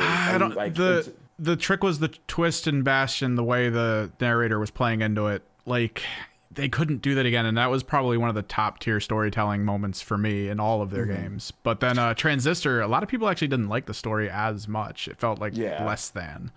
But yeah, this one definitely does it really well, though. I think also the Greek mythology helps out because everyone pretty much likes Greek mythology, right? With the hints of all mythology being involved, which was kind of cool. So it's something that you instantly recognize. Oh, okay, yeah, Hades. Okay, yeah, Athena. Okay, you instantly Zeus. It's right there. You already know all of them, and then they have their own personalities per each of the gods. So it's like, okay, like you feel like you already know what's going on, but you're hearing them for like the first time in a new, different type of way. So that's what the story for me, at least. I was shocked because these rogue games, like the story's never really that great. I played a lot of them. They don't feel that compelling to me, but this one just kind of just said, everything was really good in this game. I mean, I don't really have any complaints about Hades at all. I can't think of anything that I don't like about the game outside of me getting pissed off when I die on a run. That's about the only thing. The trick is to not die. Yeah. Yes, exactly. Don't get hit. That's the trick. I'm trying. I completed a run. I'll get a second run going with the sword, so I'll do more. You got a few ahead of you, yeah. let's annoy some people and pick a winner here, okay? All right. I mean, we just spent like a solid 5 minutes basically saying Animal Crossing was gonna be the winner. No, everyone has to pick one winner and attach their name to it, okay? So who we think is gonna win, or who we want to win? All right, let's do both. Let's do who you think's gonna win and who you want to win. Let's do both, just outright, okay? Let's start with Jordan. I think Animal Crossing is gonna be the ultimate winner. I would for my personal one, I'm doing Ghost of Tsushima. It's the one game this year that I attached myself to the most time I put into a game, platinumed it, loved every second of it, the lore, the characters, the story, everything about that game I absolutely loved. And I can't wait to play through it again now on the PlayStation 5 and do New Game Plus. So yeah, I'm attaching myself to that. That's what I want. Okay. What about Evan? I think I want to say it might be a little surprising because Sekiro won last year. I think not necessarily because of the thematics, but I think Ghost might win this year as well. As kind of like one of those first outings. I would personally want probably, I mean, the only one I've played on it that didn't actually like come to hate over time was Hades. So come to hate over time. Dude, you walk into that soccer field you built in Animal Crossing for the 5th time and realize you just wasted your time building something that's unnecessary. Like, you're just like, I can't do this anymore. Let's go over to Ryan. I'm torn. I don't know. I think Ghosts. Well, I don't know, dude. I don't know. I mean, I have to be that PlayStation guy, right? Like Last of Us Part 2 and Ghosts. You only have 3 options to choose from. I know, dude. But you know what? The Animal Crossing is a great point. That was the creature comfort that this year needed. I don't know if it's enough though to really, you know. Which one do you want to win? See, I don't really have a preference on what I want to win. Okay. But thinking about what will win, I think everything actually deserves to be there. If we're really arguing that, I think everything earned its spot. Of course, Part 2 is going to piss people off, but you know, if it happens, it happens. I think any choice would be good, but I think I would actually like to see Ghost win. That really surprised me because I was covering that game right up until it came out. And the big concern for a lot of my viewership was we haven't seen enough of this game right up until it came out. You know, the most we ever saw of it was a state of play like a few weeks before it came out. And then it turned out everybody loved it. Mm-hmm. And I thought I was surprised too. And then you had Legends come in, that update for multiplayer, which was totally strange. We didn't see that coming. And then that worked out well too. So I think I'd actually like to see that one. But between that and I'm somebody that did enjoy Part 2, I'd be okay with saying that game win. I think there's legitimate reasons why it should win as well. Like, again, I'm someone who doesn't love everything about that game, but it's the one game this year that I also have not stopped thinking about because of, the story elements and everything about it, you know? So. Right. I didn't play enough of Animal Crossing. I didn't play enough of Hades. But I know they're great. They're definitely great. I just can't reasonably say which one I want to win, but I think Ghost would probably, and I think it does have a really good shot. Okay, very nice. And then MVG. I think Last of Us 2 will win, and I want Last of Us 2 to win the game. MVG is right in there. I like wow, it. you would say that. Well, hold on. And so I played and finished Doom Eternal. I played and finished Ghost. I played and finished Last of Us Part 2. Haven't played Hades yet, but I am planning on checking it out. I played and finished Final Fantasy 7, so I do feel like I am, have some say in what I think was the best game that I played. Look, was Last of Us Part 2 the perfect game? No, absolutely not. There was definitely some issues with it. My biggest issue with the game was that the length of the game was too long. I feel like they could have probably knocked off 5 hours of that game, and it would have been. I couldn't believe how long it was. Yeah, I couldn't believe how long it was. It has like 3 endings. You're like, okay, this is the end. Here's 5 more hours. It was a grind. But if you look at the other games, they were all a bit of a grind as well. Like Ghost was a great game, but come on. I got a little bit of that fatigue, during parts of that game where it's like, I'm looking at the map and there's just so much going on. Doom Eternal was, that wasn't a massive game. Final Fantasy 7 Remake, there was that one scene where you're like literally going through that map for like 5 hours, right? Just to finish that one section of the game. So for me, I think Last of Us Part 2 was probably the standout. To Jordan's point, it's one of those games that we haven't really stopped talking about whether that's a good thing or a bad thing. And I think most of the people that are voting for this are probably feeling the same way. So that's what I think is. I think that's an important thing in art, to have is, whether you like or dislike something, if it's able to evoke that emotions and discussions this long after it's come out and probably for many years after, I don't think we'll ever stop seeing videos dissecting and analyzing what The Last of Us 2 was and their thoughts on it. So if anything, that's the biggest credit I can give to that game. Is that it's a true piece of art whether you like it or dislike it. I'm gonna be honest, I forgot Last of Us Part 2 came out. That's fair. I kind of did. I really did until Jordan, you told me about a video that came up about kind of going over its plot. I was like, wow, that game really came out. I think it's because of everything that's going on this year. That feels like it was like a year ago that game came out. Like I don't know if that's just me, just because of how long this year feels right now. Yeah, it does feel further away than it actually is. Yeah, it feels like it was so long ago, and I was like, Oh, that's right. Yeah, Doom. I told you I forgot about Doom Eternal because that just came out forever ago. Feels like. I think Ski Sniper got snubbed, but that's just me. Well, Nate bought 12 copies. They only sold 15. Nate tried so hard to get it in there, man. He pushed it so much this year. So okay. Among Us is up for an award. That didn't even come out this year. OJ, what do you think? I think Last of Us Part 2 is gonna win. If you follow any of the people that are on this board, I think it's very clear that Last of Us Part 2 is gonna win. I think it's almost I would be shocked if Last of Us Part 2 did not win based. If you read all the reviews, everybody says it's fine. They don't have a problem with it. They all love the game. It was the best. I think it's the best reviewed major game of the year. Yeah. If I'm not correct, it's the best reviewed major game of the year. They didn't have all this SJW, whatever type of stuff. That was a controversy. They didn't think that. They're the ones who are voting. So, I mean, we get the vote. We get a little bit of a play into it, but not really much. And they're going to vote for, I personally think they're going to vote for The Last of Us Part 2. So I think it's going to win pretty easily. In terms of who I want to win, I mean, either one would be Final Fantasy VII Remake or Hades would be fine with me, which, either one of those two games. What about Nate? I think Hades wins.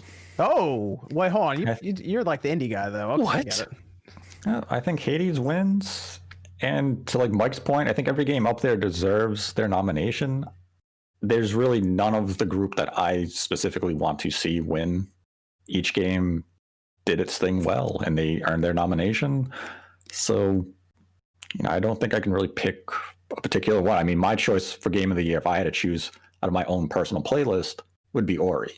I think Will of the Wisps was one of the best games I played this year, but it's not one of those nominees. So I think Hades ends up winning just from, there's a lot of conversation still around that game.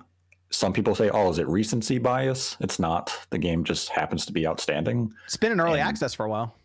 It's been in early access. A lot more people got access to it now because of the Switch, and it's selling well. People playing it are loving what they're playing. So there's a lot of conversation, and I think the judges are going to give Hades the votes to push it over that edge and give it the win.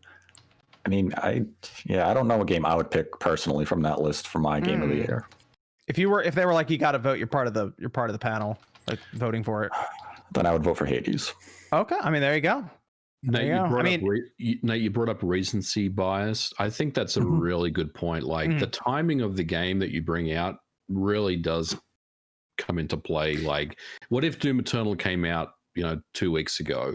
Would that feel different to a nomination? Because it came out such a long time ago, like you said, John. I mean, we barely even remember that game came out. That happened with God of War, like when it was God of War versus Red Dead Redemption 2. I remember I was sitting there, I was like, are people going to remember how good God of War was? Because it came out in February, right? That year. It didn't happen last year. Yeah, last year Sekiro was the oldest on the list, right? Yeah, Sekiro won. So, but God of War won that year, and then Sekiro was that. So it is weird because we think of that, but I guess because the judges sit down and they look at it, I guess a lot harder. I don't know. Doom and HD came out the same day. Yeah. So, okay. You know what? Comics 935 brings up a good point. Sayonara Wild Hearts should be Game of the Year 2 years in a row. Oh gosh, just under Ski Sniper. Whoa, we cannot put those two games in the same category. What about Jump Force? They got DLC this year, right? We put the DLC in there. They put it on the Switch at some point, right? So, all right, Nate, you said you would have taken Doom down for Ori, right? Yes. Okay, I also don't think Doom should be on Game of the Year list. Oh. You guys. And I'm going to tell you why. I'm going to tell you why, okay? Here's why. All right. Here's why. I think they missed out on a massive opportunity here for VR. I was going to say Half-Life Alyx. Half-Life Alyx had a good shot of being on there. But you know what? It's just how many people could play it? That's the issue we're running into right now is not enough people play it, but like if you put it in, if it got in the Game of the Year, like enough people had played it, and because it's a game that people like stop playing VR, like they walk away from, they're like, that was amazing. That's so like now y'all like experience. VR. But you get what I'm saying. Can I play it on the Quest? Is there any way for me to play on the Quest? I don't know. You know what? I have to look at. I don't think so. Oh. I think you need a PC obviously to play it, and like if you had the cable, you could hook it in and play it on your. The problem with Half-Life Alyx is they should have included a mode where you could have just played it with a mouse and keyboard. Like I think that really limited it because it just There's you a know, mod for it, Yes. but like, Yeah, but it's not the same not thing. a It's retail It's release. not the same. Yeah, I know You what gotta- their mistake was. They didn't put it on PlayStation VR. Yeah, I mean, that, like, that would reach more people, but that's not enough. like Yeah. Evil 7, you could play it with VR or without VR or just regular. And I But- think if you offer that, I think that really would have helped its cause. Well, let me ask you this: if a Half-Life game that is actually really good cannot get VR into the Game of the Year discussion, will it ever get into the Game of the Year discussion? Yeah, eventually. It's too early. When the only It's option is VR gaming, yeah, it'll eventually. I get there. mean, it's If Cyberpunk mastered a VR, all I know is somehow version. Jeff managed to get Death Stranding in Game of the Year last year. He couldn't get Half-Life Alyx in this year. So Whoa. that's all I'm gonna say. Whoa. well, right. Death I Stranding was wonder in why. VR. I wonder how. Place last year. That was a great Death game Stranding last was a year. good game. How did it get? I wonder how. Goodness gracious. It But, was a good game. but Half-Life Alyx is a better game. So I wasn't here for any of that Is it? those conversations between everyone, but I do enjoy Death Stranding. Yeah. Thank played through the whole you. game. Did you, Death Stranding is a good game. Ryan, did you think that it deserved the Game of the Year nomination last year? No, and I'll tell you why it didn't, because it's just too. I get why people would hate it, and you hate it no matter if you like it or hate it. You hate it the first hour. It's deliberately not very fun, but if you stick with it, it might work for you. I know How that's can like a game such a that's deliberately not fun. Thank It you. is, It's deliberately not fun. right. Like I started playing it, and I don't know, you just like get into it right away. Oh, let me pick up this, let me pick up that. Then I picked up too much shit in the first hour and I fell down. I'm Fell like, over, yeah. what? Yeah, what is this? But for some reason, it just clicks, and for some people, it doesn't. I know that's So The story I know it's- only really gets Yeah. you understanding that the game starts off that way. And if you click with it, then it actually makes sense of why it's not fun, quote unquote, for OJ's. That game has to be fun to be enjoyable. Dude, Not going to get in that I'm argument sorry. we again. need to go back and Sorry, find. I like to have fun during I play a game. We need to I'm find sorry. a podcast for that. Do you remember that when I'm not we gonna when we get were to all this whole when we discussion all again. showed up? Do you remember we all showed up Yeah. to the podcast and we were all like, "I think I like Death Stranding," and then Jordan was like, "I like it too," and it was this whole thing of everyone realizing that Death Stranding was actually like enjoyed by most of the people on the podcast. Just literally go back 52 episodes. It'll be that one. But it was not a better game than Fire Emblem, so it shouldn't have been there. So I look at this and I say Doom Eternal is not as good as Half-Life Alyx, so it shouldn't be there. It just seems like every year there's always like one or two games where you're surprised that it's there and you're happy that it's there, but there's only a handful of spots to go around. So I feel like if it was there, it wouldn't have upset people. But at the same time, you've got Hades, you've got Half-Life, you got a handful of games that would have made sense. Yeah, Did it's like anyone- Hall of Fame voting. Here's your ballot. You hand it to all these outlets and the judges, and they have so many slots to fill. And something is just not going to make that cut. And Doom Eternal happened to make the cut over Half-Life Alyx. I mean, all we know, Half-Life Alyx fell, 2 short, 2 votes short. What would have been anyone- fun know. if Did anyone on the Cyberpunk came panel out? play the game? Has anyone played Half-Life Alyx on the panel? Because I would love to play the game, but I ain't not investing in $500 for VR just to play it. I played And I a little think- bit of it because they had and it I on think- display. And I think the amount of voting people, reviewers, and whatnot probably didn't have the opportunity to play as much as just a regular game. And I think that's what ultimately. Yeah, hurt it. that's the biggest problem is the barrier to entry for it. If Cyberpunk actually came out this year and on time, what game would have not made the list? If on the- Doom Doom Eternal. Doom Eternal. Yeah, Yeah. We're all basically Yeah. looking at Doom Eternal like. Okay. That's what I was yeah. figuring. I just wanted to see Okay. what you guys think. So I think Last of Us Part 2 will win, and I want Ghost of Tsushima to win because I think it's a more complete game and I think it's also a better game. I'd be happy with anything. I mean, I think If I- all the games, I have no qualms. all of them have a really good argument to win this year. Like last year, there was Control, and everyone was like, "What? Why is Control in there?" This year, we don't really have any of that. Yeah, I think any game. Yeah, it has been a year since We then. can't go back to Control. We can't do that again. But I agree, man. This year, to me, if any one of them would, any one of them wins, it's cool. It's cool. Whatever. I just think Ghost of Tsushima is a more complete game overall. We now have a multiplayer for it. I think it actually introduced some new things in the gameplay versus Last of Us Part 2, where I felt the gameplay was very average, but the overall ability for Last of Us Part 2, it was average. The I gameplay? did. Yeah. Oh, that's the best thing about the game. I Really? think that's the best thing about the game. I think the I gameplay, think what the they gameplay accomplished. is significantly better than The Last of Us Part 1. Like, Oh no, I just mean in general. drastically I better. just mean in general. I didn't think there I was would say much the that physics- would put it above like what else was out at the time. The physics of what they've accomplished in that game, the fact that enemies can hear you reload a gun or a dog can smell, like the stuff that they've been able to do technically in the game is the most impressive thing I've seen in gaming. The AI and the stealth is phenomenal. It's there's some parts where it's maybe not the best, like shootouts, but when you're hiding and stuff like that, when they track you down, like that stuff is really good. And if you put on the harder difficulty, it's hell. Like it's oh my god, you've got to be literally solid. It's literally chess, You know? but with surviving. Yeah, Like, you've actually, got to that's be right. solid Snake because like I was playing a little bit on the harder difficulty, and you've got to be solid Snake to get out of some of those situations. You get shot once, you're pretty much dead. I mean, it is. I thought the gameplay was so much better than Part 1 because I played it all like back to back, and I thought the gameplay was amazing. But I mean, I get it though if you don't think it's that great. I think the ability to tell the story was better than the gameplay. I just don't know if the story was up to. Well, that's the problem. I don't think the story was great, but I think the ability to tell it. Really?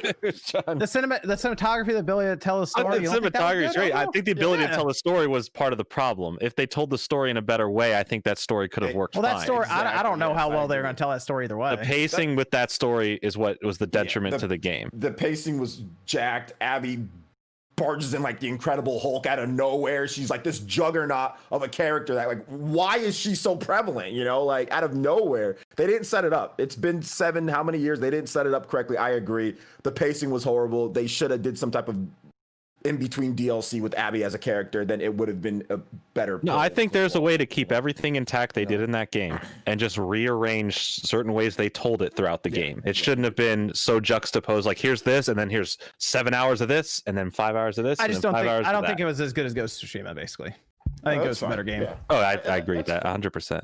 That's fair. That's all. It's interesting what happened with the reviews of that game, though. You know, What's that Like- for Ghost like or for Last of Ghost, Us? yeah, it's like it's Yeah. just I would have figured that it would be like a 90+ game, but I don't know what happened. I think maybe people thought it was too similar to Assassin's Creed or something. I'm not sure. Maybe I don't know. Oh, It it's was like better Assassin's Creed. I know. I think it's a Yeah. better Assassin's Creed as well. Me too. I'm with you there. So I was a little kind of shocked with like because like nobody thinks it's a 8, like a low 80. I think it's because it's it's an open world game, so like there are Yeah. people who probably see it as like that. It doesn't have the Ubisoft fatigue, which has gotten real bad now, but it still has that open world fatigue for some Yeah, people at open world times. So fatigue, I think that's what knocked it down a few points. But I think they took more chances at that game. And I also think it's if you look at it from like, I think overall the environments and everything, I think it actually looks better too. I know Last of Us has some ridiculous looking character models and all of this, but let's see. I think that's everything there for the Game of the Year nominations. Like I said, we'll probably do like a video at some point or a podcast at some point, just going over all the categories.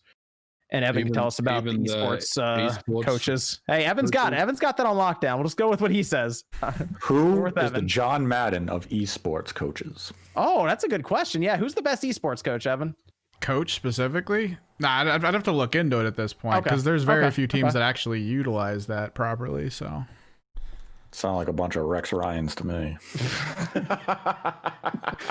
Oh boy. Dark says, if you could choose a hidden gem in the NES and SNES library to make into another Game & Watch system, what would you choose? I was also pretty excited to finally get my hands on the new Game & Watch system. I really hope Nintendo does this more often. I mean, I think a lot of people would like a Zelda themed Game & Watch, Yeah, but but like that's a not hidden a, gem. that's not a hidden Yeah, that's the hidden problem. gem. Oh man, I was gonna give a bad answer, but I'm trying to think of a real game. From the Super Nintendo? Nintendo or Super Nintendo. Oh, Lufia, okay. Lufia is fantastic. It's a hidden gem. It got overlooked by like Secret of Mana and Chrono Trigger and Breath of Fire. Lufia is a very good RPG on the Super Nintendo, and it'll never come back. But hey, Joe and Mac. They have that. It's isn't that like a That's little a Game and Watch. No, it's not a Game & Watch, but they have like a handheld one. Who has the rights to that? They made a little handheld for Is it. it on the Evercade? Maybe I think it's on the Evercade. I think it's on the Evercade. It should still be Data East because Joe and Mac 2 is on Nintendo Switch Online, Super NES lineup. No, Data East did make it. They made like this little it's like this little Walgreens looking handheld, like the ones they sell at Walgreens. Yeah, they it's so did make bad. one. Oh, it's terrible. It's terrible.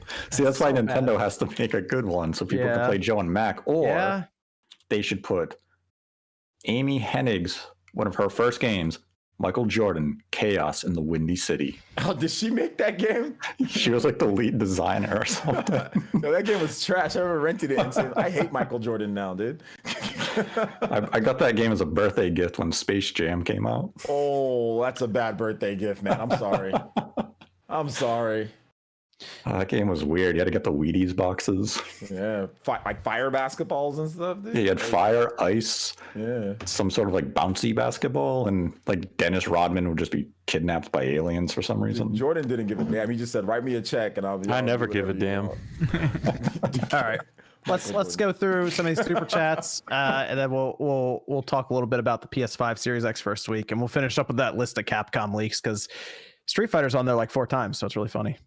Which that means it's real. So yeah. Derek says, really enjoying Age of Calamity so far, but after playing my PlayStation 5, the load times on Switch are noticeable now. Yeah, that's the one thing I noticed too. It's like, oh, that's a loading bar. Oh, that's right. That's a loading bar. Look like. Yeah, I gotta say it is kind of jarring now. You know what the worst thing was when I plugged my Xbox One back in, Xbox One X, and I was like, oh, this thing is quite slow. I've been playing Borderlands on the Xbox Series X, and there's loading times. There's some noticeable loading times on there, so I guess I'm not fully adjusted yet. Ryan, you plugged that PS4 back in yet after using the PS5 so much?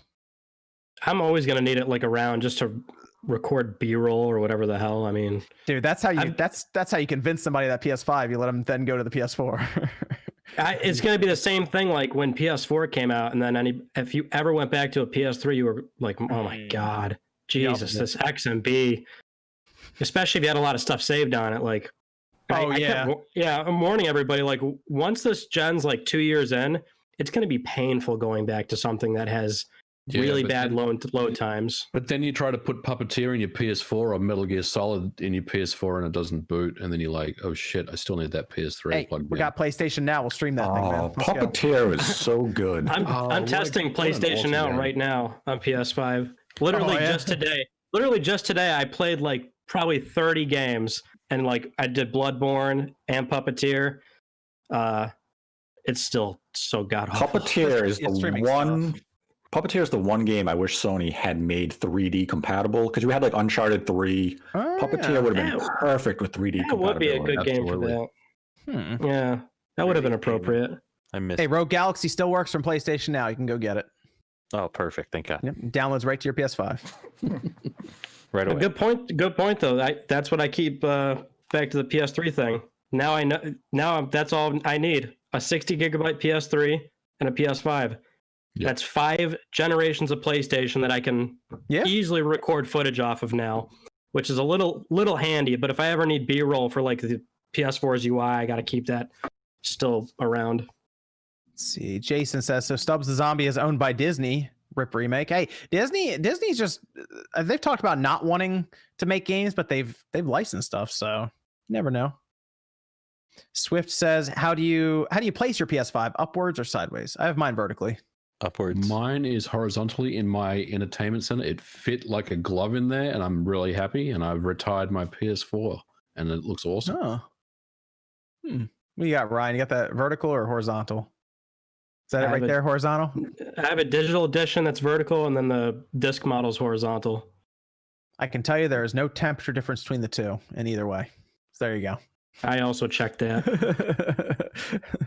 Probably not the extent you checked it, but I had I poked the chip. I poked the chip. So there you go. Now, Dark Type says, I want to see Wolfden, Scott, Gameranks, Mystic, and every regular to be here on episode 200. Just imagine that. That'd have to be like through Zoom or something. How many people is that? It would be so garbage. Wait, how many does Discord do now? Does Discord do like 50? We'd have to set up a channel separate. It wouldn't be what we're doing right now. We're about to crash Discord on that. Aiden says, sleeper hit of the year and my game of the years. Rice and Ruin. Has anyone played that, by the way? It's coming on Monday for me. Okay. So I'll be doing a video next week on it. Interesting. I keep seeing that pop up. I might just go ahead and grab that. Just check it out. From what I understand, it's pretty good from what I've seen. Dragoon says, due to visual impairment, a smaller screen is needed to play the PS5 around the size of the Switch screen or slightly larger. Which device would you recommend to use with the PS5 remote play? A Vita. What do you think? What do you think, Ryan? What's a good remote play for Dragoon here to use? Something about the size of the Switch screen? Anything off the top of your head? Around the size of a Switch screen? That's what they say here. Around the size of the Switch screen or slightly larger. Probably an Android or an Android tablet or a iPad Mini. Sure. Yeah, because it'll work with iOS or Android. What's the Switch screen size? It's 7.6. 7 inches? It's about 7. Yeah, it's 7 basically. Yeah. A full Switch, not a Switch Lite. Right. Yeah, Switch Lite's like 5.5. Yeah. I don't know. Yeah, there's smaller Android tablets, but it would probably run like shit. Are there any good Android tablets that are probably get like size? like the Samsung Tab A, I think, is an 8-inch tablet. It just seems like anything that's remotely powerful is like 9 inches plus. Yeah, I think there's a Samsung or iPad Mini is. Wait, no, iPad Mini I think is like 8. Even that's too big. Yeah, maybe the Samsung Tab A. I don't know. The Nexus 7 was it. That's all I know. I missed close the Nexus enough. 7. The Nexus 7 was good. Yeah. Alvin says arduous difficulty is in the mythos of Souls games. It's not the feeling of superiority we seek, Nate. It's the feeling of accomplishment. Nate. What? I wasn't listening. I was reading something. There's a well thought out comment too. I was reading something. Alvin says arduous difficulty is in the mythos of Souls games. It's not the feeling of superiority we seek, Nate. It's the feeling of accomplishment. Good for you. Wow, you got him. Jeez. That's a good comment, Alvin. I'm gonna give you that. Mr. Polygonal says cheese. All right. Lycon says there are even more third-party games now that seem to play better on PS5 than Series X. What are your thoughts? That's a good question. I don't know. Some of the third-party games are coming out. Digital Foundry showing the frame rates and all of that. And it looks like the PS5 is doing pretty well right now. What games are playing better? Like what? I saw Dirt 5. I think Assassin's Creed. Those are two that I saw that were getting posted up a lot. I think that they're still close to the point where it's like I said before. Either of them came out. I'm like, they're so close. You're not even gonna really notice that much difference. But it is interesting to see the PS5 up there. I wouldn't read too much into it right now. Xbox Series X dev kits have been around. I was about to say, yeah. So I wouldn't read too much into it. I think ultimately they'll be very, very close as far as performance as time goes by. I mean, they're both 4K machines. I wish that's what more people like really understood. When they're close enough as is, and there's already so many variables at play in terms of the SDK and then just the developer optimization, and there's just at a certain point we're splitting hairs. Like, I mean, it's really close. People they'll argue over like a 1 second versus 2 second load time. Yeah, but like, is that a hill to die on? Is that a hill to die on that just because on paper Series X has a better spec sheet for pretty much most aspects of it, but PS5 is doing a little bit better? It's great to hear that the SDK for it is really developer friendly, but it's already really close, and you'll see Series X catch up over time. Series X will catch up over time. Their development tools are incredibly behind right now, and they have to play the game of catch up. And in a year's time, the conversation could shift. But the important thing is, even when we look at the ports right now, or any release between PS5 and Xbox Series X that's similar, the difference is still minimal. If we're really going to get into the whole 1 second difference or slightly better frames a second in this area of the game, then the other version is inferior in another area, it's meaningless. Both are great pieces of hardware, and performance is basically identical.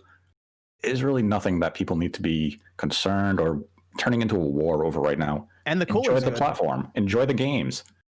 That's it. They're both built very well. No, I like Xbox, and I think I know it's the tribalism of both systems, and my plastic box is better than your plastic box, and I get one extra frame. There's a lot of copper and aluminum in these ones, though.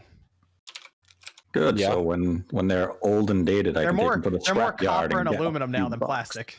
Like especially the PS5. The PS5 is a lot of copper, or a lot of copper. I can take it to the scrap yard in like 10 years and get a few bucks. Got that copper. Were you trying to say something, Ryan? Up like the VCR, Nate. Who are you kidding? Hey, don't it's just silly on old technology. The CRTs are coming back. The VCR will rise one day. Dude, I wish they brought CRTs back. Oh gosh, go ahead, Ryan. No, it's just it's not even like the difference isn't even as big as say X1 and PS4 back in the day. That was quite notable. Yeah, there was plenty of third parties where PS4 was pulling a higher frame rate, but it's just at a certain and that was probably the most, I don't know, outside of like previous generations where like the original Xbox had a pretty steep hand over like PlayStation 2. It's just at a certain point we're very close as is. We can't look at a handful of third party games and just it's a weird hill to die on. You're seeing good performance on both. I mean, we're talking 60 frames here, so I'm like, I'm good. Like, yeah, we're over 60 like 60 now, so it's like that's okay. And it's a great trend to see developers offering performance modes now on consoles. And it is hilarious because, like, now I'm thinking about it, I'm thinking, I'm playing the Switch now because Age of Calamity came out. It's like you just go where the games are, really. So it's like, I don't know. I mean, that game drops into the 20s. So, but it's like, I play my Switch all the time. All the time, like seriously, like come on. I play that thing all the time. Probably a little bit more than my PS4. It's more convenient. It's right there if you're editing a video. It's like, okay. Well, it's exporting. Let me go ahead and get some levels in. Yeah. I'm 100% handheld on that thing anyway, so it is. It's just a pick up and play sort of thing. I don't play it for performance. Let's just put it that way. Hey, if the games are good, games are good. Yeah. That's right. Opus says, "Happy Thanksgiving." Thanks, Opus. Paul Anderson. I love Thanksgiving, man. Thanksgivings are great. Paul Anderson says, "Thank you all for committing to the regular time slot. Much appreciated. Much love from Australia." Also, MV Gamer, we miss you. MV Gamer. MV Gamer. Dragonheart says any game but Last of Us 2 for Game of the Year, hoping for either Final Fantasy 7 Remake, Tsushima, or Hades to win Game of the Year. Big congrats to Hades for all the much deserved nominations. PlayStation Everything says, just want to say I love Age of Calamity. All right. Console Gamer, thanks for the content in the past week, everyone. Bummer Rob says, what's the best Zelda dungeon? The Water Temple. in Ocarina of Time 3D, where they fix it. I need it on the 64 where it's like 15 frames a second. The 64 that was the struggle back then. Dude, I swear I wanted to choke somebody. I was close to choking somebody at that point. Oh boy. Bummer Rob says Red Steel 2 should get a Switch port. MVG, what are you up to, MVG? You gonna make that happen? Red Steel. Show me the source code. Let's go. Oh, he's ready. He's ready. Just don't make it look like the 13 remake. Oh, whoa, man, that thing's already been beaten down as it is. Red Steel 2 would be dope though. If they brought that back, that would actually be pretty dope. I'm down for that. Black Was Spidey that game actually better than the first? Yes. Sorry. Yeah, Wii Motion Plus. Red Steel 2 is actually a good game, whereas Red Steel 1 is just a hot piece of launch shit. I think that's the problem. It came out, everyone saw it, was like, oh, Red Steel. Oh, yeah. Wasn't that bad, was it? The launch? Red Steel 1? That was my launch game. I had fun with Red Steel, but it wasn't great. I was like, I can't wait to play Red Steel 1. I was like, this is nothing like the trailer. Yeah, the graphics weren't as good. The graphics were ass. Red Steel. I forgot about Excite Truck. Excite Truck is so good. Dude, I played that more than Zelda. That was pretty fun, actually. Excite Truck was legit awesome. I played that game more than Legend of Zelda. I rented that one because I was going in with that new console feel. I'm like, what am I going to get? Excite Truck. So I just played that. I remember at the GameStop I was working at the time, we had the Excite Truck demo, and then we had the Motorstorm demo on the PS3. And we had this dude walk in, and he played Motorstorm. He's like, that game looks awesome. He's like, what the hell is this game over here? And I was like, we had to take the license to give you the Wiimote. Yeah, yep. Because that was that weird policy at the time. I was like, oh, it's another racing game. He's playing Excite Truck. He comes back. He's like, I'll give you $2,000 for the demo station right now. He's like, that game is the most fun I've ever had. He's like, that game looks great. He's like, but it sucks compared to this. I was like, well, I can't sell you the demo station. He's like, you got to tell me when these systems come in. I need that game. I was like, it is a lot of fun. I agree. And that would have got you like just a regular Wii on its own. Yo, the dopest feature with the Excite Truck, SD memory card, your own music. Bam. Yes. Oh, custom soundtrack. That's what I did. Great. Yep, custom soundtrack. That game was great. Then they made Excite Bots. And it was like exclusive to Walmart. Tochi says, I finally got my limited run game Shantae 7 Collector's Edition. When's Panzer coming in? Yeah, I hear Panzer's getting shipped out. We've seen some pictures. Man. When did that game come out again? Like February? Something like that. It's been a Did minute. anyone remember Panzer Dragoon came out this year? Yeah, I remember that. No, I'm still waiting on my copy. I'm still waiting for mine. We're to get still here. waiting. I'm seeing people that I know getting copies of the physical edition. I'm like, I have no notice. I have no update. Limited run. Can I get my game, please? Thank you. Oh, It's only been when did the pre-orders go out for that? It was a long time ago. Dude, Like May, it was a long time ago. something like that. I don't know. Earlier Maybe than like that. just print it out. I don't know. I want it. Can I have it? I want to play the game already. Raleigh says you watched Digital Foundry Valhalla Dirt 5 comparison. PS5 performance better in most cases. With DualSense features, it's the multi-plat console for now. Andrew says get Arlo on SpawnCast one of these days. We'll keep working on that. We've been trying to get Arlo on. HB Mento says this will be the 4th year in a row now where the Switch Lite has not had a price drop of any sort. When do you predict the Switch will have its first price drop, and what would it be? I think When it stops selling. Yeah. I think It's already like $200. it's pretty. Yeah, that's Yeah. cheap. But like, I think what they Pretty do cheap. is they just introduce an even cheaper one, like a TV only PlayStation TV type thing first, and make that like $150. I don't know if they'll. But is the $50 worth the difference? Some people some people who are just docked all the time, they might look at that and say, I mean, it's for another room, so all Some right. people, people that Oh, an have extension, well, an add-on, yeah. a PS5 digital, they think, oh, it's $100. That's worth it. I think $100 is a big enough of a gap to make a decision. Yeah, but $50 might be Breath of the Wild with it at like at Walmart where they sell for $50. You get that and Breath of the Wild. I mean, I for guess $50. teach their own on that. I don't know. Yeah. When I see $50, I'm like, but like if I see 100, I say, okay, yeah, well, that's What if that's it's definitely 150 and it comes with a pro controller? That's because you okay. Well, then yeah, all right, there we go. 100%. Yeah, you're There we sold are. on that. Cringe Lord says Review Tech USA said he'll love to be on, just needs invited. I'll talk to Rich. We'll get him back on here. Wow, be nice to be invited. Dragonheart says Jedi Fallen Order snub for Game of the Year is criminal. Cyberpunk will hold its own against the likes of God of War 4 and Breath of the Wild 2 and will be up for Game of the Year 2021. Sackon 10 says thoughts on free Melee and the World Ends With You timer. I think there's a new World Ends With You game coming. As for free Melee, I don't know. What do you think about that, OJ? In like the next 30 seconds, so I can go through it real quick. It's I'll go through it really quickly. It's an interesting situation, but from what I've talked to and just kind of what I'm researching, Nintendo will not budge on anything that's even considered to be emulation or piracy. They're not going to budge. They'll budge on other things if it's an actual copy of the game and you can verify it. But with this situation, Nintendo shut down the whole thing. The organizers didn't want it. They said either you give us Melee or or we're going to still do it. Nintendo said, well, if you're going to do that, then we're just going to shut down Ultimate too. So that was the problem. The problem is Melee Slippy netcode that you have to use the PC for. Nintendo sponsors the big house. They didn't want to like Nintendo asked them to not run Melee with Slippy. They refused, so Nintendo sent a cease and desist. But it's unfortunate for everybody involved. Like it sucks. It just sucks for all the guys, and it sucks for for that. But they're not going to budge. I don't necessarily agree with it, but they're not budging, especially because it's a piece you can't verify the copies. Like yes, it's emulation, legal backup, whatever, but you can't verify that everybody got it legally. So that's also another issue.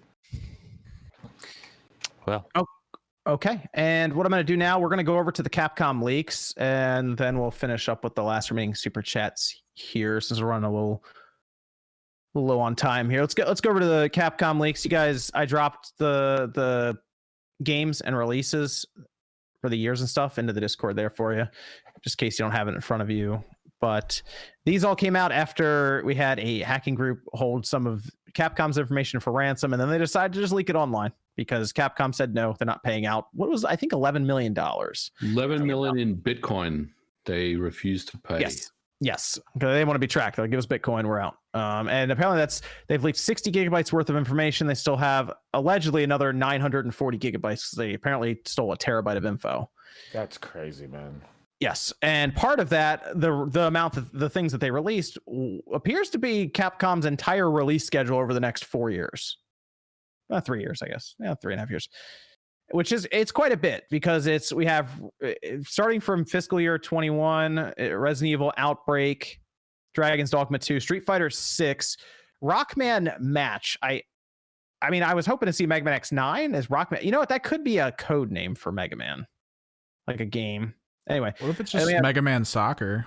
It's probably like watch it just be Battle Royale Mega Man. A cell phone game. Resident Evil 4 remake. They have that for fiscal year 2020. So that's about right though, from what we're hearing from rumors. Q4. Monster Hunter 6, Biohazard Apocalypse, Super Street Fighter 6, Final Fight remake, Power Stone remake, Ultra Street Fighter 6, and then Resident Evil Hank. They say likely Hunk, but Resident Evil Hank. That's probably again another code name. That is all the way out fiscal year 2024 Q4. So this goes out a long ways here. It appears to be what they're mostly planning overall. But the big one people pointed out was Power Stone remake and Final Fight remake, and then the fact that they have all of these Street Fighters already planned.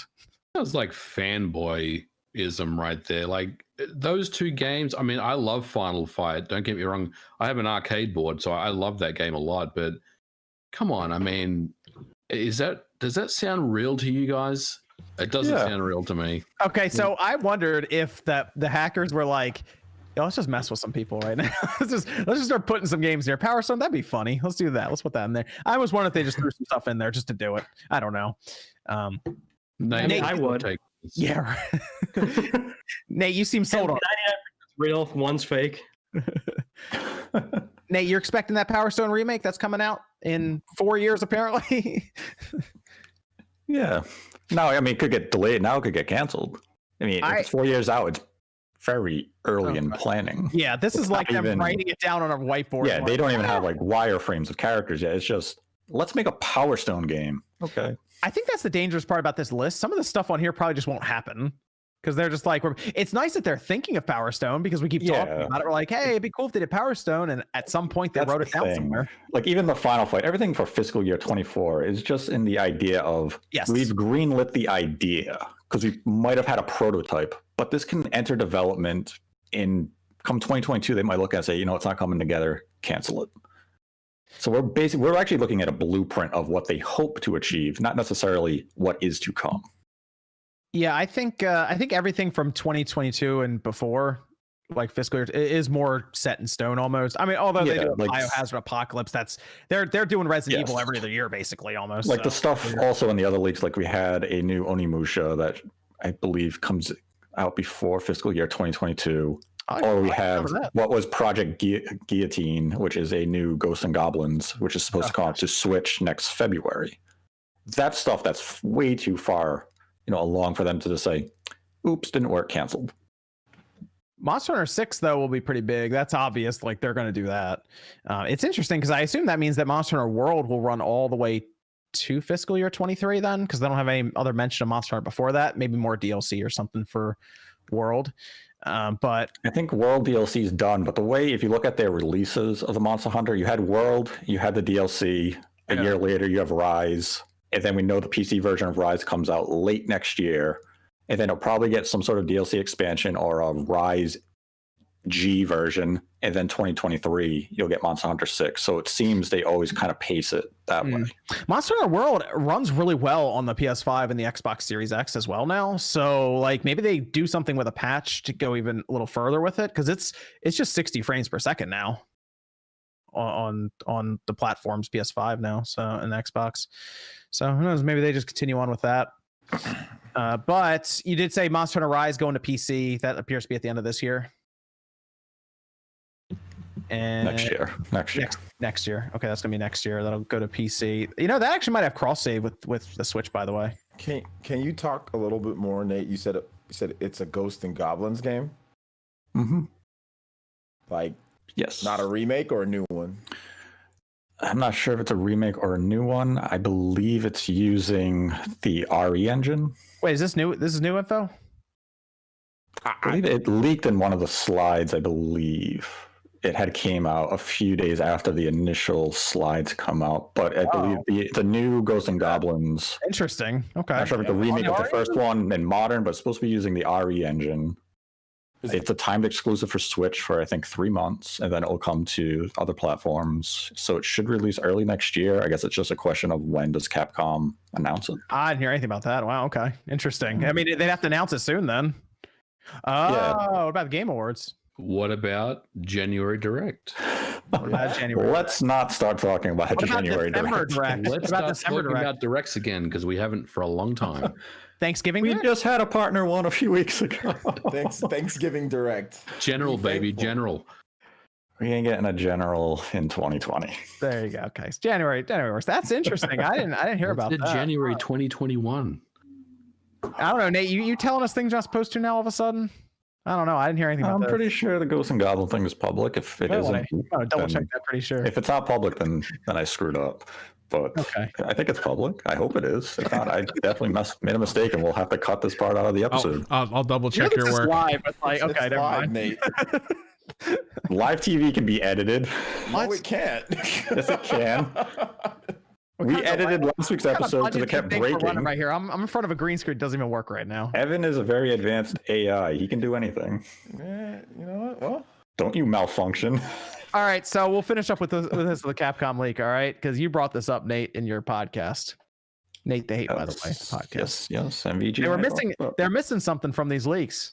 There is. What are they missing, Nate? There's no mention of a Switch Pro. There's no mention of a Switch Pro here.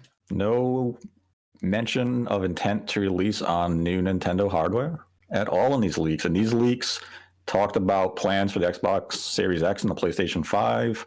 Some of these documents date back to I believe it was 2018. And there's no mention of any new hardware from Nintendo, which leads to two potential conclusions. One, there is nothing next year. Or two, and this is the more likely scenario, they simply haven't been briefed about it yet, which means the hardware is likely not that big of a boost because developers weren't briefed about a Switch Lite until I believe it was only about 8 weeks before it released. But my question is, would they really need to know about it if it's similar to how we're seeing with Sony with PlayStation 5 or Microsoft their Series X, where it's designed to already run those games just better and there's minimal work needing to be done by the developers? It would depend on the game. If we want to use Monster Hunter Rise as the example, you'd want to at least inform them of maybe leaving the game uncapped in frame rate because the Switch Pro would be able to then boost it up to 60. You don't want to cap it at 30 because you're targeting the native Switch hardware of today. So you'd want to brief them out at least on that, or even just intentions of, we do have a revision next year. Keep that in the back of your mind if you're making new software. We'll brief you on it in the future. They don't need to be briefed this far out. It depends really when the hardware would release. If it's coming out, as some people have speculated, in Q1 of Nintendo's fiscal year, so that would be April to June, you probably have to brief them by maybe GDC, so we'd say early March. If it's September, you can wait till June. Okay. But it would really depend. Like if you are coming out with hardware with, some other YouTube channels have speculated it's basically a next gen successor, they would have known by now.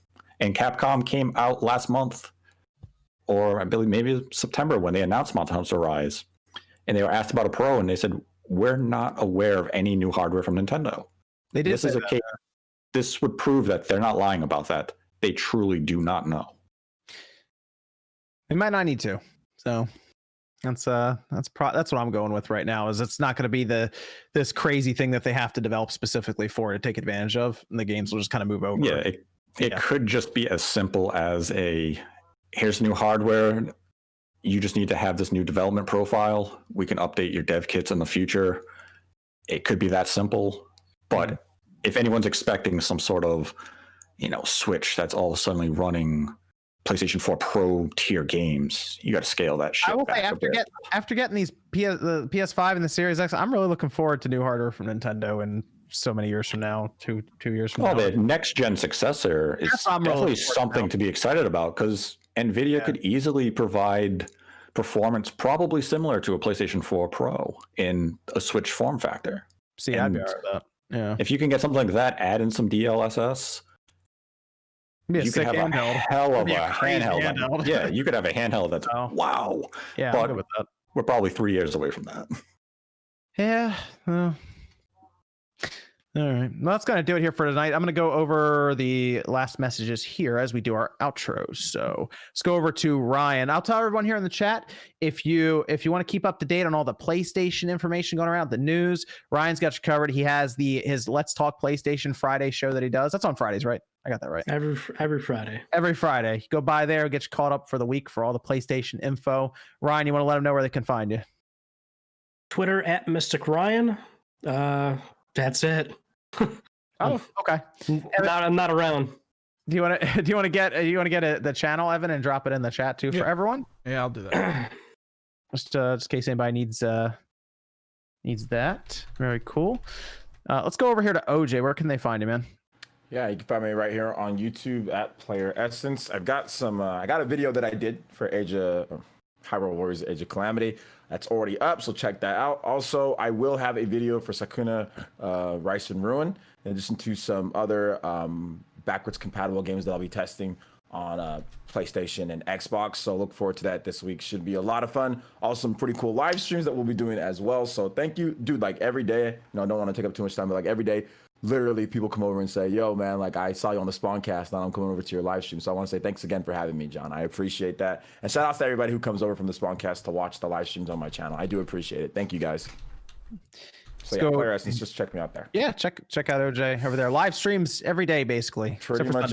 I take Sunday off so I can watch my 49ers lose and be destroyed by injuries. But outside of that, I'm pretty much streaming every single day. And there's edited content every morning. So yeah. Let's go over to MVG. Thanks for having me on. You can find me on Twitter at Modern Vintage G, YouTube Modern Vintage Gamer. Have a video coming up Monday on the Series X and the developer mode on that. So check that out. And yeah, happy Thanksgiving in the US this week. Happy holidays to people. Stay safe. And yeah, thanks for having me on, and we'll catch you next week. Hey, I check that video out because I got to see how I do all that. I would like to see how the Series X handles some of those. You talking retro arts? That's some retro games on here. I'm gonna check that out. That'd be good. And Nate, George's gone. Nate, where can they find you, man? You can find me on Twitter at Nate the Hate, followed by the number 2. We have the podcast up right now talking about the Capcom leaks and what it means for the Switch Pro in 2021 and whether or not it is in trouble, so people can give that a listen. And we'll have a podcast next week. We might be talking about Age of Calamity next week. We'll see how much progress MVG and I make in the game over the next few days. Might be the week after. We'll find out. Hey, Jordan's back. I'm here. Jordan, where can they find you, man? You can't. I'll be on Twitch if you want to find me. Jordan Fringe on Twitch. See, there we go. He's on Twitch. You gonna show off those Pokemon arcade machines on Twitch? I made a video. It's the last video on my channel. I show off the arcade machines. So you're gonna do Pokemon card openings on Twitch? Yeah, I still do those. Yeah. Okay, cool. Very good. Very good. What was it? Champion's Path? Well, that's the newest one now is Vivid Voltage. Okay, Yeah. Hold on. I think you're a couple sets ahead now all of a sudden. Vivid Voltage. That's the one with the big Pikachu. Yeah. Okay. I can buy that normally though. I don't have to like. You should be able to. You should be able to find it, no problem. Okay, cool. Maybe I'll try it. We'll see. We'll see how that one goes. Test your luck. Yeah, I avoided. You told me to avoid Champion's Path, so I did. Yeah, it's a useless set unless you want the Charizards. Unless you're that lucky to get them. Isn't that's what everyone buys the sets for, or the Charizards, right? At this point, yes, yeah. Okay, all right. I'll check out Vivid Voltage. Well, that sounds like a weird thing to ask for at like Target or something. They should readily have it up. Okay, that's fine. That's fine. Yeah. Okay, so let me finish up with these messages. Andrew says, donating to celebrate Mystic joining tonight's podcast. The possible PSVR 2 unit for PS5. What PSVR sequels or enhancements are you most excited for? I'd love to see where they take the Riggs property next. You're not going to see Riggs again. Astrobot. You're not going to see Riggs come back. Come on. I mean, for me, PSVR 2 with Half-Life Alyx as that's what they'll do. Yep. Half-Life 2 will go, I think, to PSVR 2. Like that might be a launch game for it. Might be there immediately. But yeah, I think Astro. I mean, I'd like to see Astro get his, like, we had Playroom, that's great, but like a bigger budget Astro game would be awesome. But if Astro stays mostly in VR, that's fine too. That would be a good one to drop with it. Mac Mega says, I know it's too early, but do you think the revision of these next gen consoles will include a disk drive? I think we are currently seeing the last systems with disk drives. Yep. I disagree. Really? You think the PS6 is going to have a disk You drive? think the 10th gen? Yes. Yes, I do. You think the PS6 is going to have a disk drive? That's too Yes. far away to even make a bet with you, but I don't think It is. We're talking 7 years into the future. I mean, for all we know, we're all going to be in the what's that thing Elon Musk has that you can like jack yourself into the Matrix, the Neuralink. Could be playing PS6 on that for all we know. I'm not. I would putting agree. Blu-ray on me. What are you talking about? What? I don't think so. Jim Ryan's going to come out and say we did so much market research and we just found that it was not something. Jim that Ryan's only market research is how can I make billions? He's like, yo, That's every right. every PlayStation sold, guys. Did you guys see them all on eBay? Everyone sold. Every single one of them sold. Every single PlayStation So why sold. don't you that they cut $20 off the bill of materials and just Liam says, I hope everyone on the SpawnCast crew has a wonderful Thanksgiving. Also, Animal Crossing for Game of the Year, though I will actually be happy with any of them except Last of Us. Man, Last of Us. damn. And slammed. Getting hit. Oh. Yeah. The game Then had we- controversy or something? A little bit, maybe. Just a Then little we bit. have it was the talk of the internet last year, Jordan. Last year. Yeah, it was like a whole year ago. It's been like a whole decade this in 1 year. Yep. You're right. Then Shamsa in with the big 100 donation. Shamsa, appreciate it. Shamsa. Shamsa.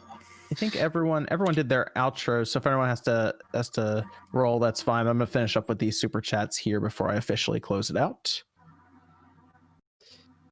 Can you hear my Dawn- radiator? yes, we can. Dawn of Clutch says, "I Mystic." That's my guy right there. All caps, by the way, Mystic, and 2 exclamation points. Thank a lot you. Of, a lot of Really excitement appreciate it. in this message. Nate's got that coil wine. The red coffee. PS5's all messed up. What the hell's wrong with it?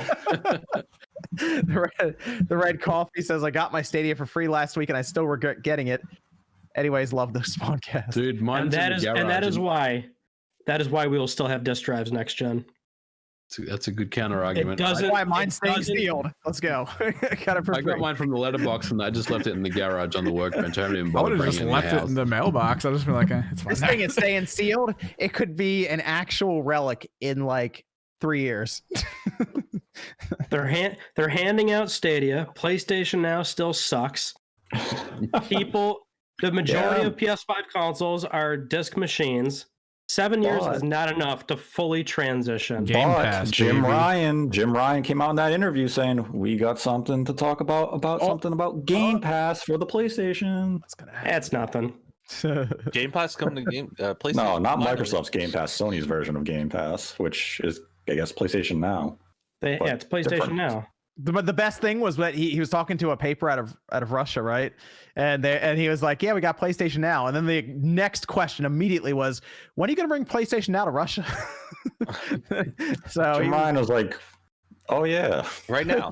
basically, yeah, he's like, "Well, servers and land." do people It's even our- want to play games in Russia? Like, look at these things. Look at Gran Turismo on the PS1. Do people want to play this game? Yes. Dragonheart says gameplay, music, graphics, and voice work wise, Last of Us 2 is fantastic, but the horrendous, insulting plot and unlikable characters totally ruin the experience. Benacer says, "Come on, MV Gamer. Microsoft Flight Sim 2020 Game of the Year." Oh, yeah. I forgot about that. What Flight Sim. happened Flight Sim got Game of the snubbed, year. man. People out there still flying. Got By- snubbed. by Forgot the- about that. Okay. By I'm- the I'm base gonna- level, if you let's forget erase about everything we it. just talked about and start over. Flight Simulator needs to be in the discussion.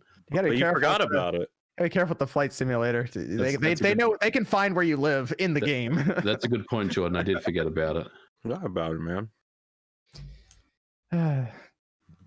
Trey says, "Message for chat. Among Us came out in 2018." Sokar says 2021 Game of the Year, Cyberpunk versus Breath of the Wild 2.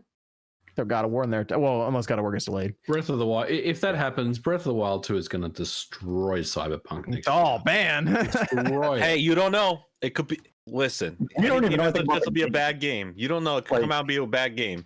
I That's don't true. think I mean, it Breath of the will. Wild 2 could but just it be could. Quote me. Link could walk out and Gandalf be like, "I'm Quote gonna you. kill you." Hey, man. Quote me. I do think you're right. I'm just saying. You never know. Yeah, we can't say anything yet because we're We soon. haven't even game. seen anything.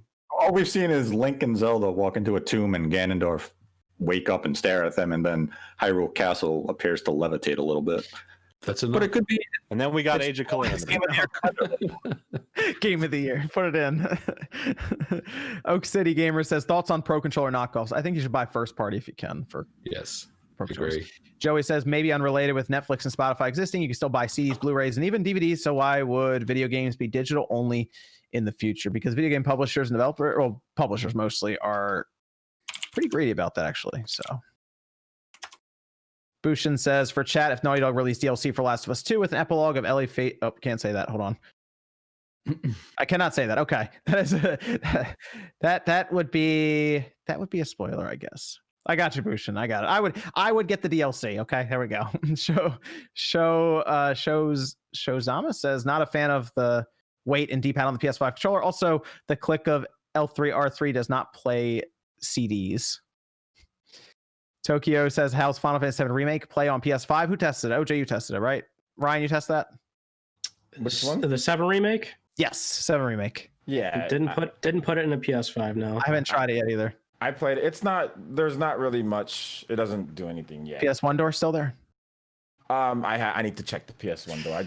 I played on the hard difficulty. That game sucks on hard, man. Like, yeah, it is hard. God dang, man, what the hell? And Martin says, anyone know a good replacement for a PS3 controller? The DualSense, right?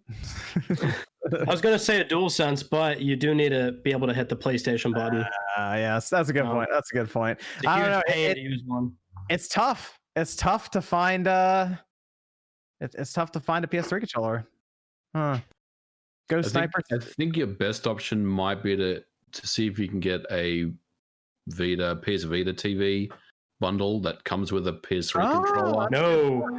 No, because Vita TVs are expensive. They shot up in value. Oh yeah, no, I know. I'm not suggesting you drop $200 on one if you can find one. That's probably your best option. But yeah, don't spend a lot of money on a PS Vita TV.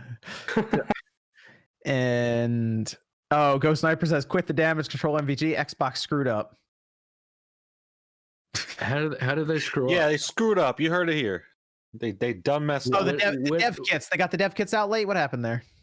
I mean, I guess I don't understand the context. Explain. They got the dev kits out too late. No, you're explaining why the comparisons were the way they were. You're just saying the dev kits were out late. Yeah, no, look, both systems have come in really hot. Let's be honest, right? I mean, Sony is ahead with the dev kit hardware. Microsoft was relying on developers utilizing the previous Scorpio hardware for their development. But I mean, just they'll get caught up and everything will be the way it should be in next year. So there's no cause for concern here. Jonathan then asked, "What is the problem with Halo Infinite?" A lot. Jordan, just say it, Jordan. You know everything. 343. 343. Those are the There two you words go. you need to hear. Say 343. Numbers. When we get the full story on that game, that is going to be fascinating. It may be the best story ever told. I Most need problematic story. Oh, You thought Andromeda had the worst problem behind the scenes, and nothing yet. After seeing the God of War documentary, because I looked at the God of War thing, and I was like, oh, this went all right. The development had to have gone well, and you see it, and they're like, games are hell. Bad. Here's the title of the documentary: "The Rise and Fall of 343." Ooh. Done. I'm ready. I'm ready to make that movie right now. The original God of War documentary, that is even crazier development. How they made that first game, like because you guys know how Jaffe is. Yeah. So, Well, it was weird because Corey said that Shuhei came by, played God of War, and didn't like it, and he left there and was annoyed about it or mad about it. He's like, I don't know what to do, but he stuck with it, and they showed it, and everyone loved it. So there you go.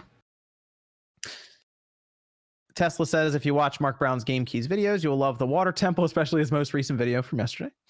Leo says, Nate running damage control for Microsoft. Nate, When? I don't know. I don't even know when the super chat was from. When did I run? What? When did that happen? if you say anything, If you ran damage controls, then so did I, and I cover PlayStation mainly. Like When did that happen? By saying that the development tools for Microsoft are a little behind right now and they'll eventually catch up, that's not damage control. It's called a fact. You should probably look up the definition of fact because you live in La La Land. And to the person that said damage control, I'm a registered Nintendo, Microsoft, and PlayStation developer. MVG so knows. I get to use all the hardware. So don't tell me it's damage control when developers literally haven't had access to dev kits, only Whoa, but MVG, this individual has had access to the system for a week. Who are you to question them? I guess I'm wrong. Hey, let them know, MVG. Let them know. Say you were developing emulators when they were in diapers. Not even. They were still swimming around as a single-celled organism. Just say stuff on here. People don't know. People don't know. MVG was making emulators on that original Xbox back in the day. I was downloading them and using them on my modded Xbox, not even knowing it. That's crazy. People don't know this, but MVG created video games. I wouldn't get that. Damage control. Oh, the tools are behind. That's damage control. Oh, facts. Brady says, wait for the Switch Pro or buy the original Switch. We don't know if the Switch revision is or if it's coming. So, I mean, I guess the regular Switch now. Shinru says, hey, everyone, happy Thanksgiving to you and your families. Why are people more excited for video games remakes instead of movie remakes? Thoughts? Because visual improves so much. That's all I can think of. It's two different mediums. Certain movies hold certain attachments and kind of feel like they don't need to be remade, where games can benefit greatly from being remade, but also can fall in the same trap as movies and be extremely, counterintuitive. So what were you saying, Ryan? Games have a preservation barrier. Depends on how old it is. How are you gonna play something if you threw away your PS2?